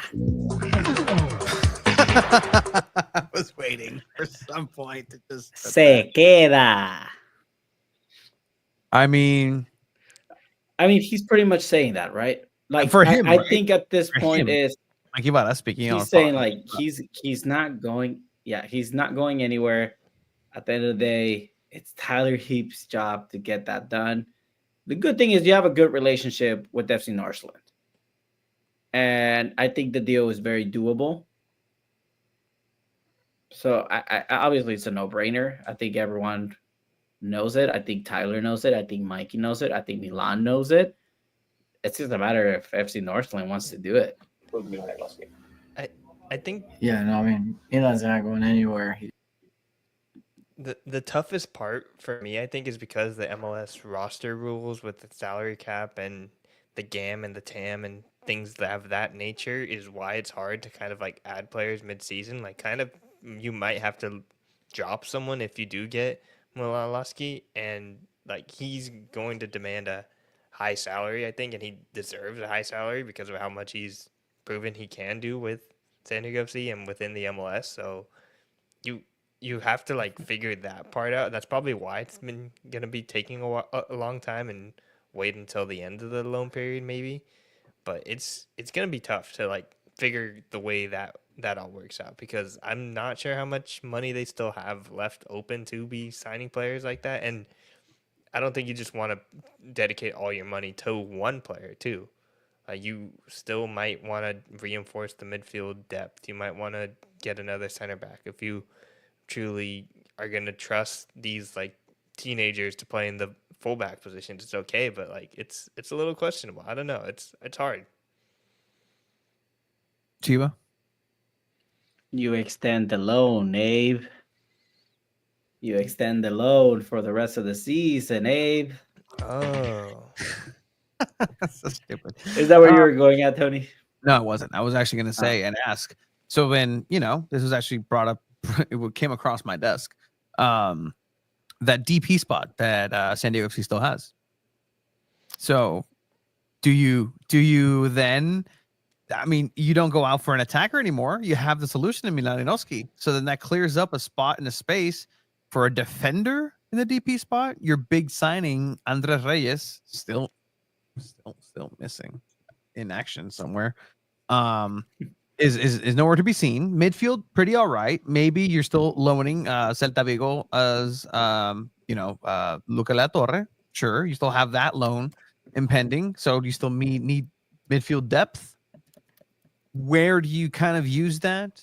Milan Liloski, hey, you just kind of make sure that that's taken care of, and then you still have this other slot to work with. Like, I don't know. Like, how much longer can San Diego FC go with such little depth too? Because they're one more injury away from being in a really, really weird spot again. I mean, they're already having two goalkeepers on the bench. Like their depth is already being tested right now, and it's working out pretty well. But it's halfway through the season. Is this going to work all the way through the season? I tend to think yes, it will. They're going to make playoffs. They're going to be performing at a high level. I don't think they're going to be winning the Supporters Shield, just because that's a very tough thing to do with as an expansion side. But like this is a tough position that Tyler Heaps is in, and I think Esteban does make a good point that like he's only got a $375K market price. Like that's really, really cheap for a player that's like a striker that's performing at that level.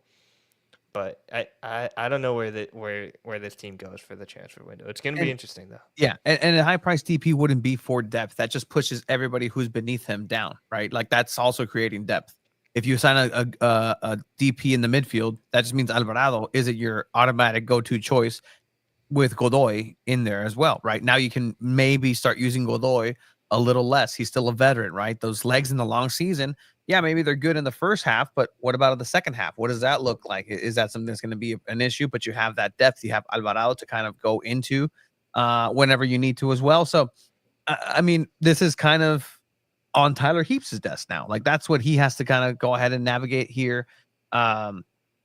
But yeah, and also there's a new, cash for players initiative in MLS, something that never happened in MLS, where you just outright buy a player from another team with cash. Again, that's within MLS. Save that spot for the next window, perhaps. Need another ace, maybe. Or you go the 2 DP route and you get extra money that you can pay for other players. And it's been working out. When Anders Dreyer is playing like 2 DP players himself, and then you can get a healthy Chucky Lozano back in there, and he plays just the role of 1 DP player. I mean, you pretty much got it settled. But where does this put Vartzen though? Like, so back to it, right?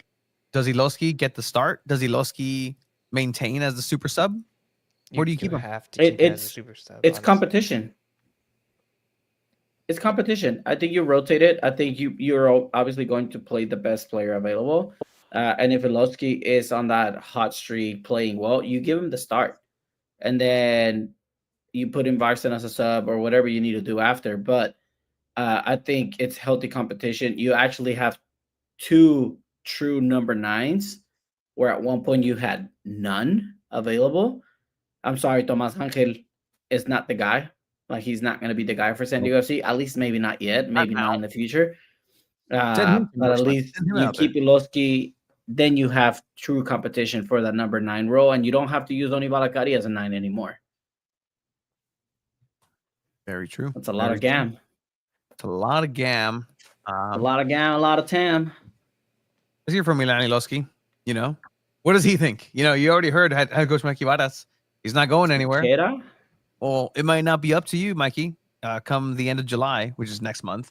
But what about you? What say you, goal scorer, Milan Ilowski? It was huge. You know, we know that we were tied with points coming in, and it's a tough game going on the road before a little break that we have here in the schedule. So, you know, we wanted to leave to the break with a very positive taste in our mouth. And the way the team fought through some adversity, and you know, just kept pushing the whole game, setting the initiative, setting the pace. You know, it's a big win for the team, and it's something that will push us on into the second half of the season. So, you know, it was huge, and you know, for me to get the goals, it's you know, I'll keep pushing and keep going for goals every time I'm on the field. So, yeah, it's important for me to keep my confidence going and to keep helping the team. Milan, on the confidence aspect, you've now scored 5 goals, including two games, including the Club America match, where you scored 2 goals. But you know, can you just talk about maybe the work that goes in for the group to maintain that hunger, and you on a personal level, like how do you take from the group and learn from these guys to implement to your game and, you know, have the success you're having? Yeah, I mean, it's easy. It was easy for me to acclimate into this team. I knew a couple guys coming in from beforehand, so I think that sped up my process a little bit. And then just building connections with these guys over time. You know, someone like Anas and me now, we have this great connection on the pitch, and you know, we've played long enough with each other now, and we have an understanding where I know on like this header goal, I know my run. We've talked about this peeling run, and someone with his quality, it makes my life as a striker, as a goal scorer, so much easier. So yeah, I think it'll continue to get better, and my relationship within the team will keep growing, because it's a great group of guys, and you know, for me to acclimate into it was so easy, and it's a group that really pushes each other. So we'll continue to grow and continue to get better. Tony, go ahead. Thank you. Milan, could you take me to that second goal? Obviously very different from that set piece header for your first one, but you come and you pretty much do a solo run all the way from midfield. What did you see from there? Just a tired leg, just a space to just take it on your own, and then just sliding it cool, calm, with composure?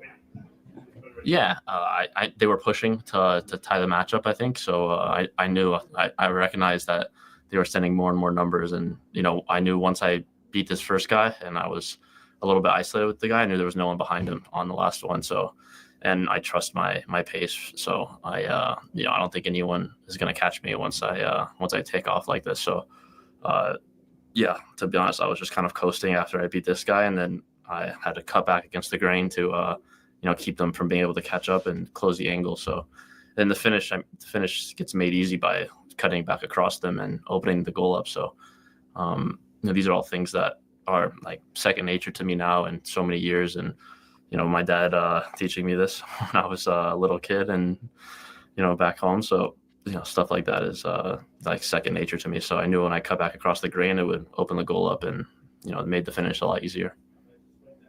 And then at final whistle, we saw you have a conversation with Tyler H. Can you take him to that, just a little bit of a, hey, see what happened here, maybe I could stay, or what was that conversation about?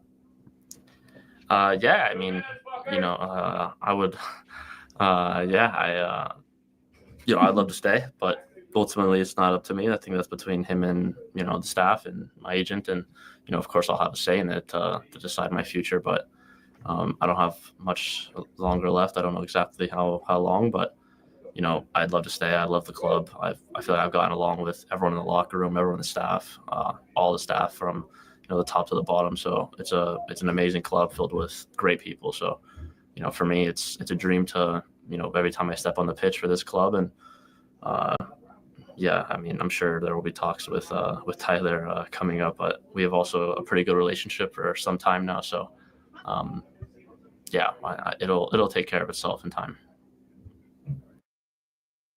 Thank you, Milan Ilowski. Thank you, Milan. He wants to stay. Yeah, he wants to stay. Mikey wants to keep him.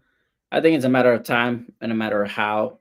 But I think it's safe to say that he is going to probably remain until the end of the season. At least that's what it sounds like. You never know. Anything can happen. Weird things have happened in soccer. So I agree. Confident, borderline cocky goal scorer. Yeah, I like him. Like that's a cool. He's the bad boy in Karate Kid. He's not the role follower. He's gonna shove some other people down. When he needs to. So you watch out. I mean, on such an upside, he's already so good. Absolutely, and that's up to the agent at this point. Can they send Saidi away on loan if they keep Milan? I mean, first you got to make sure Saidi is match fit and able to play. Yeah, unfortunate what happened with him and his injury. But the thing about this is that San Diego FC, Milan Ilowski, they need each other more than anything. As a thing, it needs to happen. It's an eventuality. But the question was, I just lost it. I lost the question, guys. It was a good question. it'll come back to you. It's fine. It will. It'll come back to you. We don't need to predict for next game because we'll have a podcast before the next game against Vancouver, and we'll get a better idea of where everything stands. But anything else for San Diego FC, guys? Yes, I remembered. There's only one reason, and I mentioned in the Chromaniacs every Thursdays here on the same viewing channel, San Diego Football. The only reason Milan Ilowski is not a part of this squad the only reason you can point to is to say, I need him to cook more under the Right to Dream DNA. If that's the only viable excuse I could have thought of to why you don't sign him once again, because can you guys think of anything possible that would satisfy the fan base, that would be a reason, that even a PR, HR reason that they can point to other than, oh, well, I need to, if this is how good he was with this amount of time under FC Northland, imagine how good he'd be after a whole season. Just wait, guys. I guess you could say that, but at this point, with all the people that you have at San Diego FC that are helping in this development and in this style, I don't think you can say like, oh, it's going to be a lot different up in Northland. Like, you're performing at a really high level. You're also performing in the United States, which is like where you're from, your hometown even.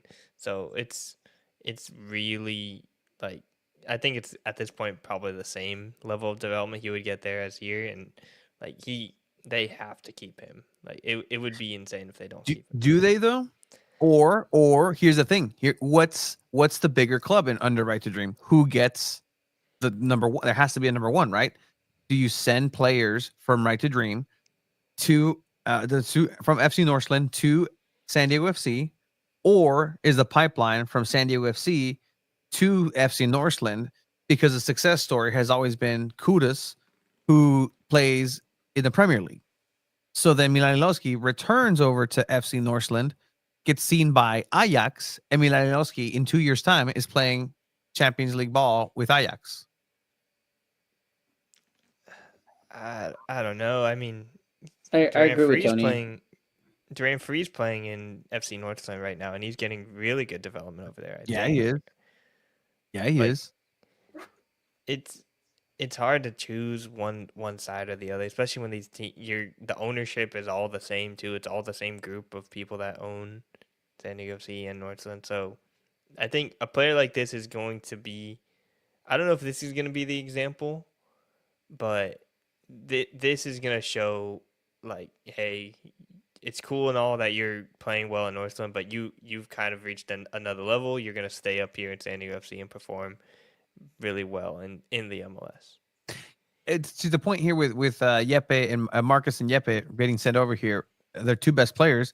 Well, that DNA is already impregnated throughout the entire infrastructure of FC Northland.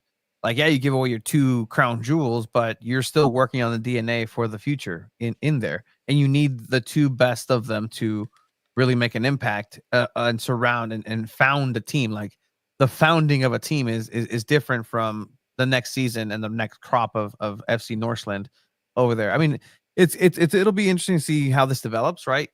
The real test will be a San Diego kid that gets developed with his first class of San Diego FC and Right to Dream, and then they get sent over to FC Northland, and then you're like, hey, whoa, he was doing really good as a 16-year-old at Snapdragon Stadium in MLS. He was killing it in the Leagues Cup, and you send him over there. Like, I thought this was a partnership, or you keep getting the Yepes, the Marcusons, the Invarsons, the best of from FC Northland over into San Diego FC. So that's a long-term question.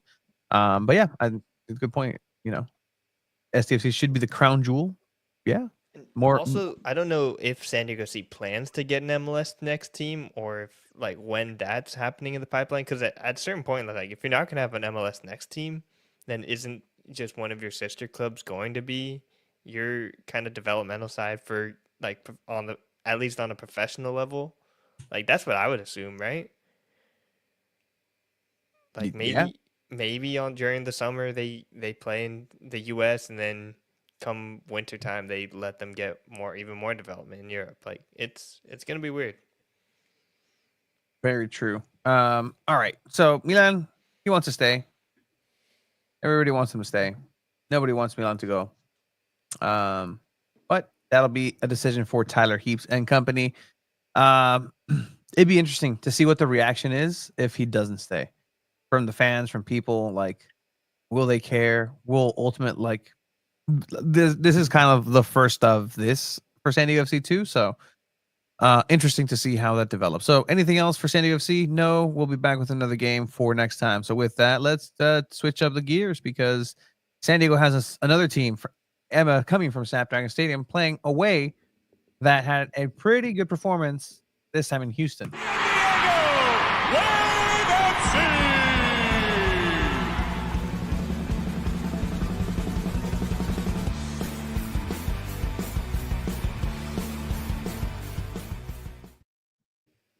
San Diego Wave FC. Boom. San Diego Wave FC beating Houston Dash. The Maria Sanchez revenge game. Always call it that. The Danny Colaprico revenge game.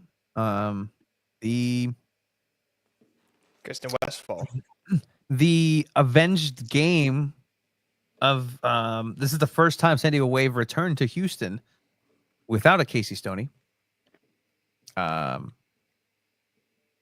time they went with Casey Stoney. They came back with Casey Stoney. Brady revenge Did they come game. back? Didn't she go to like England? Well, she did. I'm not sure if she touched ground in San Diego or she just went from Texas. But San Diego Wave came back, and Casey Stoney's job did not.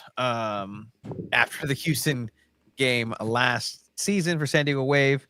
But in any case, hey, people are excited. By the way, there's a pride raiser going up for the locals for San Diego FC and for San Diego Wave. The Sirens have a pride raiser.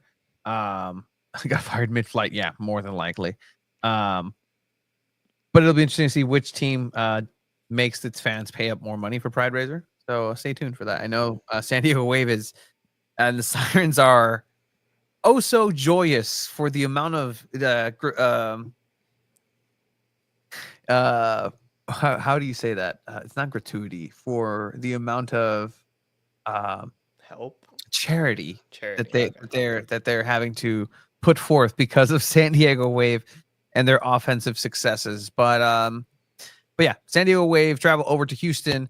Daniel Colaprico, revenge game. I think Chiva said Bel Breedy. Not sure if that's the case.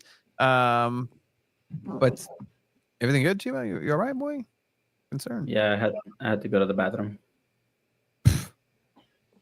Is that why you're over there? You just can't hold Yeah, it? I can't. You don't let me during the episode at your house. I'm not gonna let you. Why now? Why did you wait for the wave moment to just drop that? Like that's not foul. That's a yellow card on you. Also, no, because my family lives here. They're asleep. I drank all my water today. That's why I knew I was gonna have to go. I'm proud of you. I'm proud of you. San Diego Wave field another starting 11 here, and they're dominating this league and being very, very successful throughout. Kalen Sheridan left to right now. Pearl Maroney in 75 jersey, which is talking about jerseys the other day. 75 is a weird number just out there. Kristen McNabb in the center back position, taking it away from Kennedy Wesley.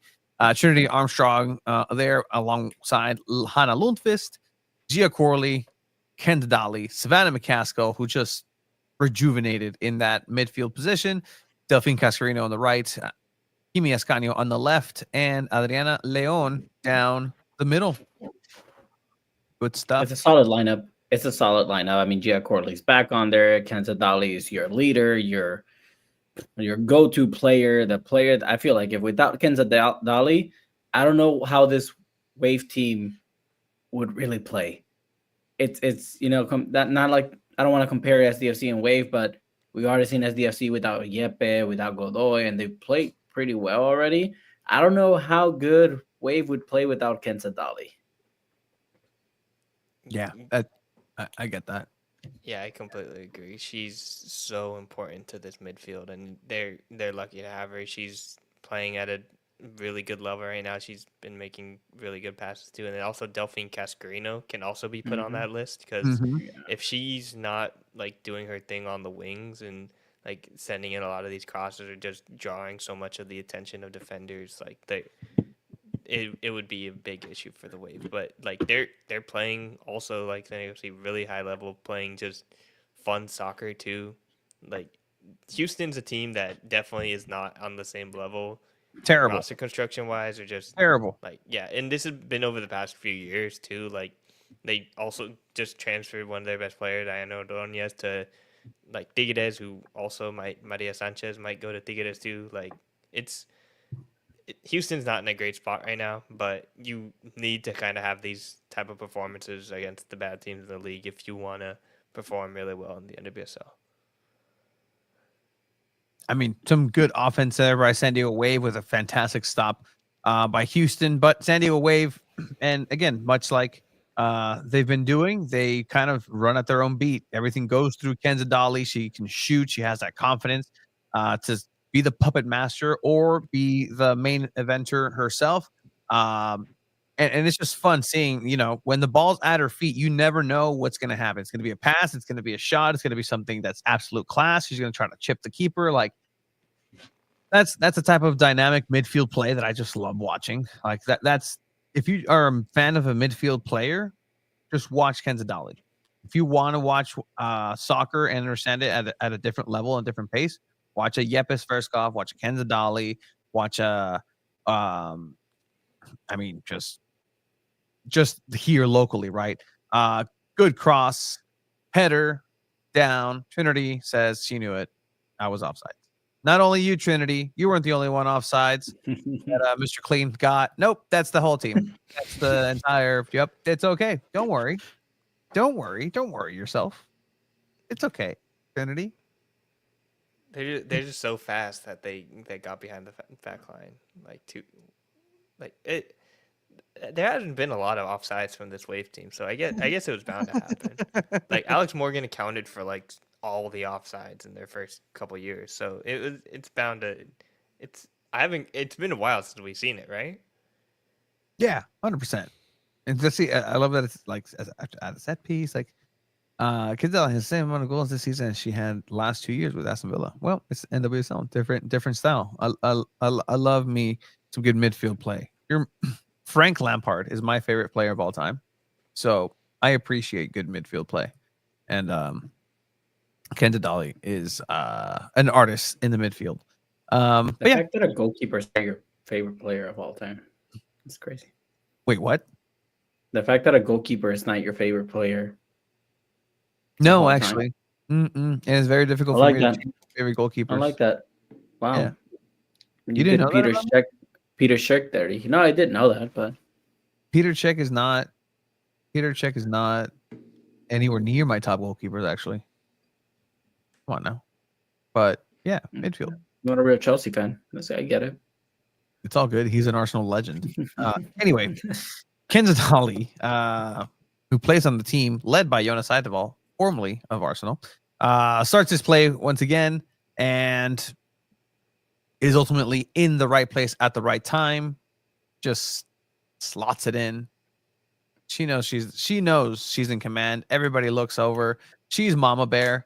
She's Mother Goose. All the ducklings are following behind Kenzadali, and I even agree with you, Abe. I think Jonas also kind of follows the guides of what Kenza sees out there. It's pretty much having an assistant coach on the field. Yeah, that's definitely a good shout. She's I agree with that as well. Yeah, and like you see it too when they're talking to each other. There's that little extra level of instruction that you see. Okay, a cat. Oh my that's gosh, that's disrespectful. Wow, That's inappropriate. I just saw a cat's not okay. butthole. I just saw a cat's butthole. That's not in her room. What can I say? It's it's her bedroom. She's letting me borrow it today. Wow. You're kidding, right? What do you mean? That it's their bedroom?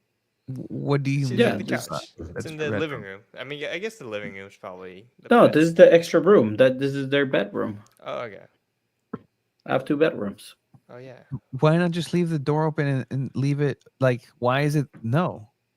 Yeah, the door's open. They come in as they please.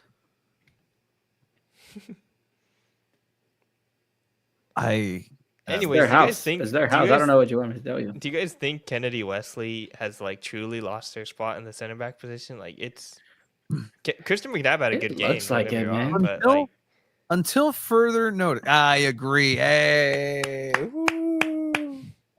You're losing us viewers, Chiba. That's fine. It's my kitty cat. Okay. The cat was mean to me when we were gonna carpool up, and the cat like tried to hide away from me and was being kind of rude. So You scared I got it beef on with the the way cat. on our way to the Gold Cup this Saturday? Yeah, I have beef with the cat. That's why I'm a hater. I like cats generally, but that cat I got beef with. No, she's the one that came and like said hi to you. Cats don't say hi, Chiba. Dogs do. Yeah. You're confusing the animal. Cats say hi. No, they don't. Cats They hide and do not- stare at you and are mean. They don't acknowledge. Look, that thing is not going to acknowledge that, there's it doesn't register that there's a screen in front of it, Chiba. A dog would have at least she loves known TV. by now. Oh, A she dog loves would have TV. been curious and be like, "Whoa, are those people in there? Hey guys, how you doing?" Yeah. Sorry, Abe. Okay. But yeah, what So do you guys anyway, think? Kennedy Wesley or Kristen McNabb? Is that who's your starting center back? I mean, it kind of sucks, right? Because ever since that one red card, she just lost her starting spot. And I don't know if this is Jonas Adabal way of saying like be smarter, don't make silly mistakes like that. I mean, that red card was pretty soft as well, but it is what it is. Like at this point, your defense is still playing pretty good. Kristen McNabb's a reliable player; she's been there since day one. So I think I think the question is why has Arias not gotten any minutes? she's chilling with Andres Reyes, dude. Like, what are you talking about there? You haven't heard? The Colombian center back rehab facility is up and running, and they only need 2 players. So, Phantom San Diego Wave here. Good little fade in between fade, highlight fade. Adriana Leon coming back. And what's gets on the score sheet? Yeah, she does. Yeah. Well, okay, I'll talk about it then. Okay. Yeah, I'll go ahead. Abe. Playing like really well in the middle of the field, and this is her 100th NWSL appearance, and it's just important to have a good striker like that that's able to stretch lines and keep that press high, and she's like needs to be putting away these chances. At the beginning of the season, she even said like she wasn't doing that, and she kind of felt like she needed to do more of that, and she like has getting to a level now where she has to score every game, and she's been doing it. She's like you can't not have her as your striker right now. Like obviously, I think you have young players that maybe you want to try out in these positions, but as far as like strikers go, like you can't. She's better than Kira Caruso at that spot too. Like maybe you put in Mel B as a substitute in the 9 spot, but she wants to, or they've been trying to play her as a 10 or a winger instead. So like Adriana Leon has to be starting, and she's been doing a pretty good job of it so far. Hot take. Adriana Leon is the greatest San Diego Wave striker. That's the stupidest take you've ever had, okay? Alex Morgan was like insane. Performed at a crazy level, won the golden boot. She won the golden freaking boot. What are you talking about? Give Adriana Leon 7 penalties. What? She scores every single one. Scores every single one. That's the stupidest take you've ever had on this podcast, actually. No. You'll Alex see. Morgan was build the statue for Adriana Leon right now.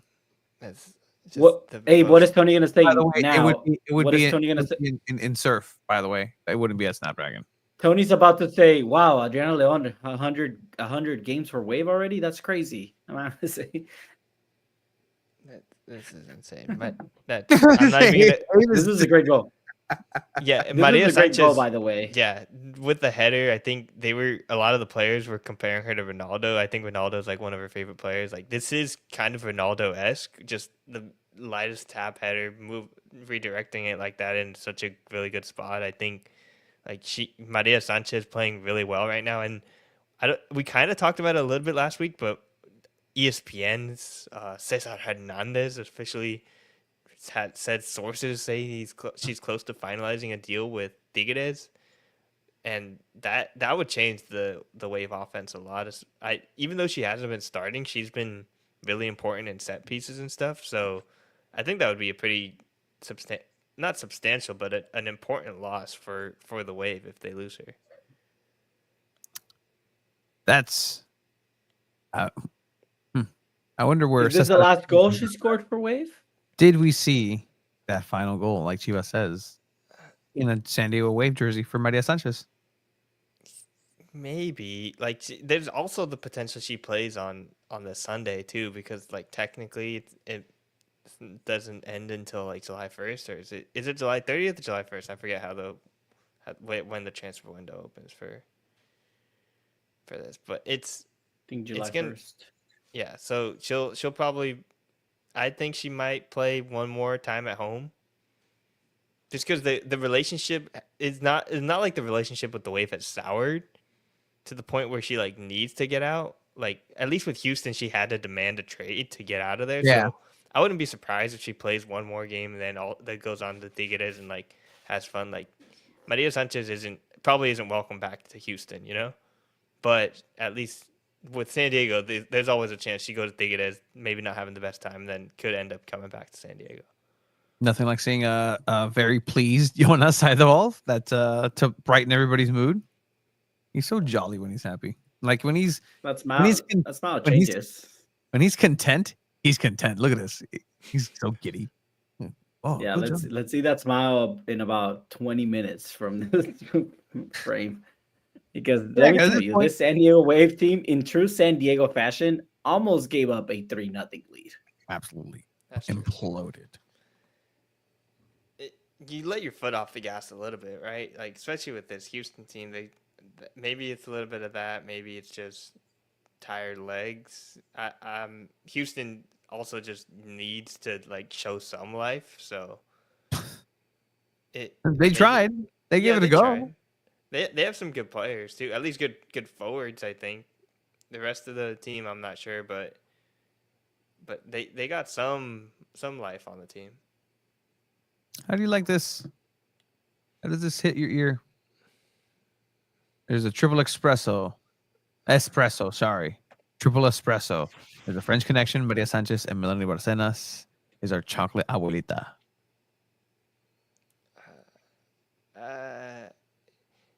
she does have like an impact on the team, like just chemistry wise. Like she's the one that's getting everyone out there playing foot tennis with her. She's kind of been a veteran presence for the younger players. She's like pretty good friends with Melanie Barcenas from what we can see on the when I go to the trainings and stuff. That's always one of those connections that you see, but it's just soccer at the same time.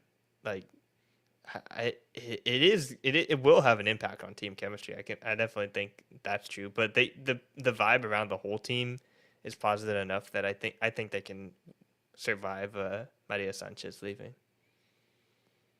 I agree with Dave. I think Maria Sanchez would be a significant loss, but it's not the end of the world. It's not a season-ending move for San Diego Wave. And I mean, at the end of the day, if she wants more minutes and she wants to start, and Tigres is going to offer that, why not? Like, I'm pretty sure Jonas Adebal doesn't seem like the type of coach to say, no, you can't leave. You have to stay. You're too important coming off the bench. Like, no, that's fine. I feel like it would hurt more if like the Delfín Cascarino was already trying to leave or anything like that. So, but eventually you have this golazo, goal of the week contender. I don't know what happened here. The player didn't even believe that it went in. No, you don't celebrate when you're down. Yeah, like 3-0, right? Like that's probably what that is. I was telling Abe that I didn't like this from Sheridan at all. This is weird. This is on Sheridan a little bit. You don't get scored on from that distance and have the ball bounce so far away from you and not be able to react to the ball right there. I was explaining to Abe, it's that extra step that goalkeepers need to take. Sometimes we forget. You'll see it in this one. The shot, not this one. There's another shot that it shows the replay by here. Like she just does an extra little bounce and doesn't react in time. Watch. She does a little. I don't know if Sheridan thought it was going to get deflected by the center back or the defender there, but I don't know. It looked like it was a shot. It's a good shot. See, camera goes right back to her. But yeah, 3-1, and then you're like, hey, all right, Wave 3-0. They can score whenever they want. Clearly, this play, referee gets in the way. Absolutely, Gareth bails it. Almost goes outside of the field. Comes back in, knocks it in. Mr. McNabb, absolutely livid with the official on the sideline, who provided a screen for La Banda. What's up, Victor? Like that happens in soccer. I think Chivas said in the press box that it's like, oh yeah, it's part of the field, but you can't get in the way of a play like that. Like that's the referee. I think is probably the clearest reason why she wasn't able to make that run. Maybe you think Kennedy Wesley makes that run, probably not, but it's just tough. But goals like this happen. It's soccer. I think. It's not. Is that the gaff of the week? What do you think? Nah, I don't know. The ref is the rule is the ref is part of the game. Like if the ball hits the ref, it's a ball draw. Like if the ref gets in the way or something, it's just part of the game. The ref, what is he supposed to do there? Like jump back, get out of the way. Like the ref's supposed to follow the last defender still. Yeah, the ref was doing their job. Like they're following the last offender. Look at the eyes. It's like I need to do my job. Yeah, be a little bit more aware of your surroundings, I guess. But then you lose positioning on the last offender in a play that might be important, right? Let's say a pass gets off here and the player's offsides. Are you going to be mad because it gets called offsides and the goal doesn't count? How does McNabb let the attacking player get to that still? Like, that was my thing. If I'm Sheridan, this is where I'm at about. Right here, you're still up front. She has more speed. I get it. Foul her. Right there. Bring her down. Yeah. You're not last player. Foul her. Get a yellow card. Instead, you get kind of bodied and sprint. Don't just trot there. Sprint back to the play. Hustle back. And she was trying for a throw and she was arguing like, why'd you get in my way? Like, yeah,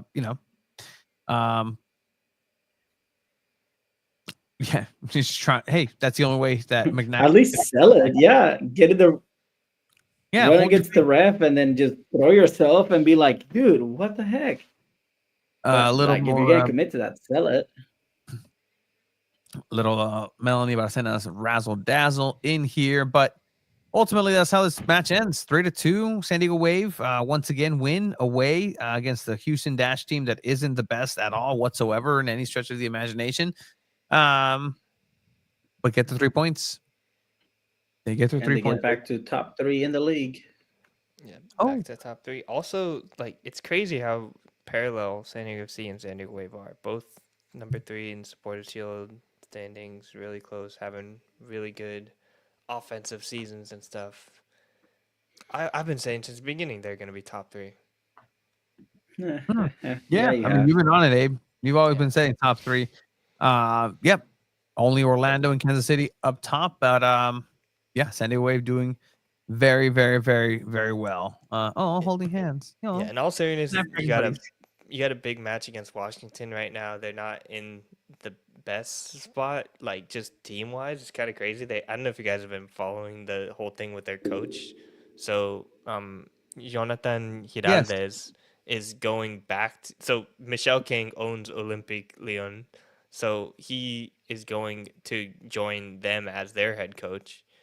And then the coach that was originally the interim head coach for Washington while Giraldez was still with Barcelona, that coach is going to go back to being the head coach, but now permanent head coach. And they were actually performing really well before Giraldez came over last season. With the original head coach, I think that's Adrian Gonzalez. That's his name, Adrian Gonzalez. Sorry, that's because he's Spanish. So, but they have a weird coaching thing right now too. And then this past weekend, Giraldez, he wasn't going to go back until like I think when the Olympic preseason was going to start. Mhm. He is having a baby, so he didn't travel to the Portland game. So Gonzalez had to end up being the head coach for this game. So it's just a lot of weird coaching stuff happening in Washington Spirit. And that might be a little bit of factor. Trinity Rodman also still out with her back injury. I think she's working to get back from that. So Yeah, she's carrying the team. It's maybe Washington plays pretty well. They have an interesting style. I think this is going to be the 619 soccer game of proving whether he's right or wrong because they haven't played against the top 8 team. Well, I guess that's the stat or whatever, right? That they haven't been able to, outside of like Racing Louisville, they haven't. Yeah, they dominate the worst teams and aren't as good against the really good teams. So we'll see how that stands up in this game. So it's going to be an exciting match, I think. I agree. I think so too. Let's do some predictions, shall we? We all got a win, correct, last week against Houston. No one got the score exactly right, but it's a new one. Tony's currently leading with 8 points. Tony, Abe, and myself are at 7 points. So 1 point behind Tony there. But okay, what do you think for this match? Me? Whoever. I'm going to say a 4-2 win for San Diego. I think it's going to be a high-scoring game. I think it's going to be a fun one. I'm going to say 4-2 San Diego. Oof. That's interesting. I think oh man, just say it's tough. It's a Sunday game. Snapdragons had a little bit of a break, I guess, right? Like they had this Gold Cup game. It's nice out. I'll give them 2-1 Washington Spirit. They're really Oh, really good Abe. team. Oh, Abe. Sorry. Whole season hating your agenda against San Diego Wave is Washington incredible Spirit's here. good, man, dude. Your So is San Diego Wave though.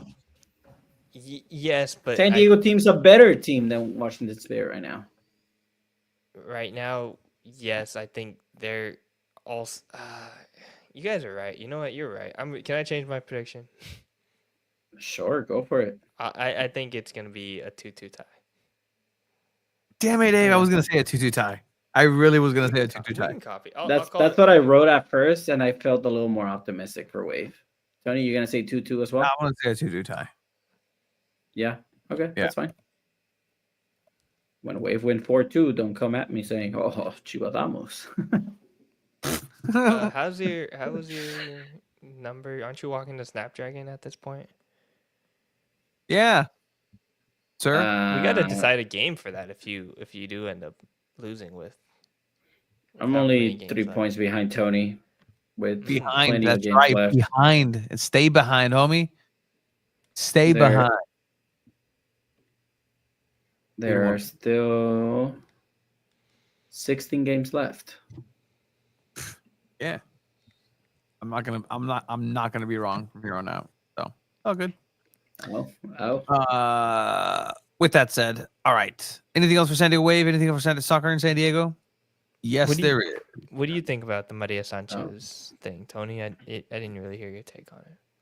I think that Maria Sanchez is going to be a loss for San Diego Wave, just on a locker room sense, as well. Like it's the chemistry, like you mentioned, is very important in NWSL from what I've seen. Not obviously in every soccer team 100%, but there's this aspect of togetherness that you don't necessarily always see in the men's game that is very important when somebody, like the loss of somebody, is felt, right? Like a player leaves for somewhere else and you're like, oh my goodness, like I can't believe they're gonna be my enemy now. But I think that it's gonna be a San Diego Wave team without Maria Sanchez. I think she'll go if she I think she'll end up leaving.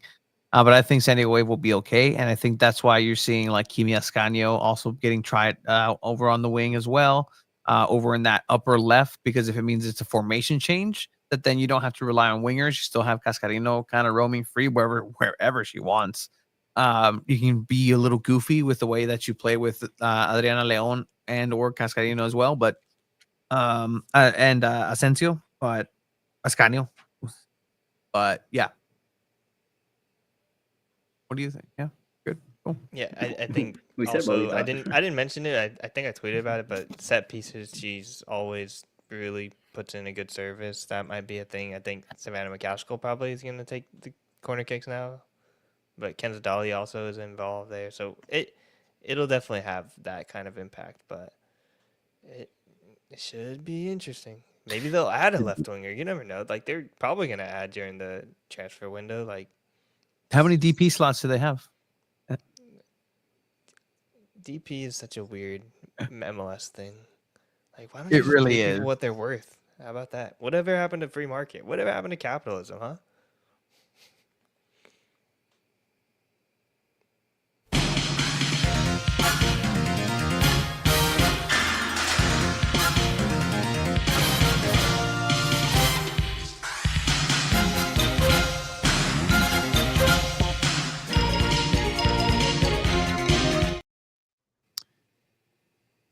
Some housekeeping here. There was something else needed to talk about. That was fun. That was a cool little cutoff. Made me giggle. Kicking it with PBS. I don't think we talked to you about this, Abe. Have we? I don't know. I think I saw an email about it or something. Well, you read our email, so you were probably in the know more than anybody else. But here it is. San Diego Punto Football is linking up with KPBS this upcoming June 28th for the event, Kicking It with KPBS. It's going to be here on Saturday the 28th from 10 a.m. to 1:30 p.m. We're going to go ahead and have our setup out there. We're going to go ahead and have some guests. There's going to be some games being played. Some good organizations around town, some good people. Obviously, you got some pickup people, you got some people who are helping put this together, and there's going to be a cool little discussion out there. The Sirens will be out there. You got some San Diego, you got Chicano Futsal, you got Let's Go South Bay, who does a lot of work here out of Southwestern College. Kicks and Giggles is actually my favorite thing. We mentioned it because it's really cool. Kicks and Giggles is playing soccer for the blind sometimes, and then playing just in different situations as well. That might not be kicks and giggles. There's one that's that. But in any case, event coming up. Put it on radar. Up, Shiva. That is coming Nice. up. It's going to be a fun event. Definitely RSVP, show up, say what's up to us. We'll have a tent there, and we'll be there chatting soccer with everyone. Yeah, we will. I think I'm going to be in Texas that day, but That's exactly why we chose that date. No. Yeah, you can join virtually. maybe. What part of Texas? Texas? I don't know. So my stepdad randomly, very spontaneously wanted to set up go into a couple baseball games, and I might be able to actually make the FC Dallas match that weekend too. So I might be covering. I might be working. You never know. Ooh, me like a lot actually. See what FC Dallas is like. They have a pretty historic MLS team. I think they've been around since the beginning, right? Yeah, Mikey Varas. Yeah, came out of that cantera. Real quick, just I was kind of I was mostly joking about the MLS and salary cap thing. Obviously, the DP is kind of it's a very interesting thing to keep MLS like exciting. I think it is technically like the David Beckham rule. That's what it was called, like just to kind of jumpstart it and get more players and stuff. But yeah, they probably did need a salary cap to help develop the league and stuff. I think too often sports teams try and say like, oh, we need a salary cap, but they're just generally being cheap. But MLS definitely is at a point where they're still very much in the developmental stages and probably need a salary cap. I agree with you, Abe. I don't know about the NWSL though, man. Maybe Wave could have kept Naomi Girma if they didn't have a salary cap, but we'll see. Anyways, they're doing better without her. Yeah, they are. Ooh. I mean, Trinity Armstrong and Naomi Girma, though. Could you imagine? Ooh. Excuse me. You mean Naomi Girma and Kristen McNabb, bro? Come on now. No. Estás güey a veces. Anything else? Oh. I'll see you guys on Sunday. Yes, you will. Sunday. Yeah, well. Check out Comaniacs on this Thursday, ladies and gentlemen. Don't forget about that. We got Comaniacs wave training on Wednesday. I think I'll have some video content from that. We'll be covering. San Diego's #1 soccer source outlet. The insiders watch us. The Office watches us. Both of them do. FIFA watches. Super positive episode today.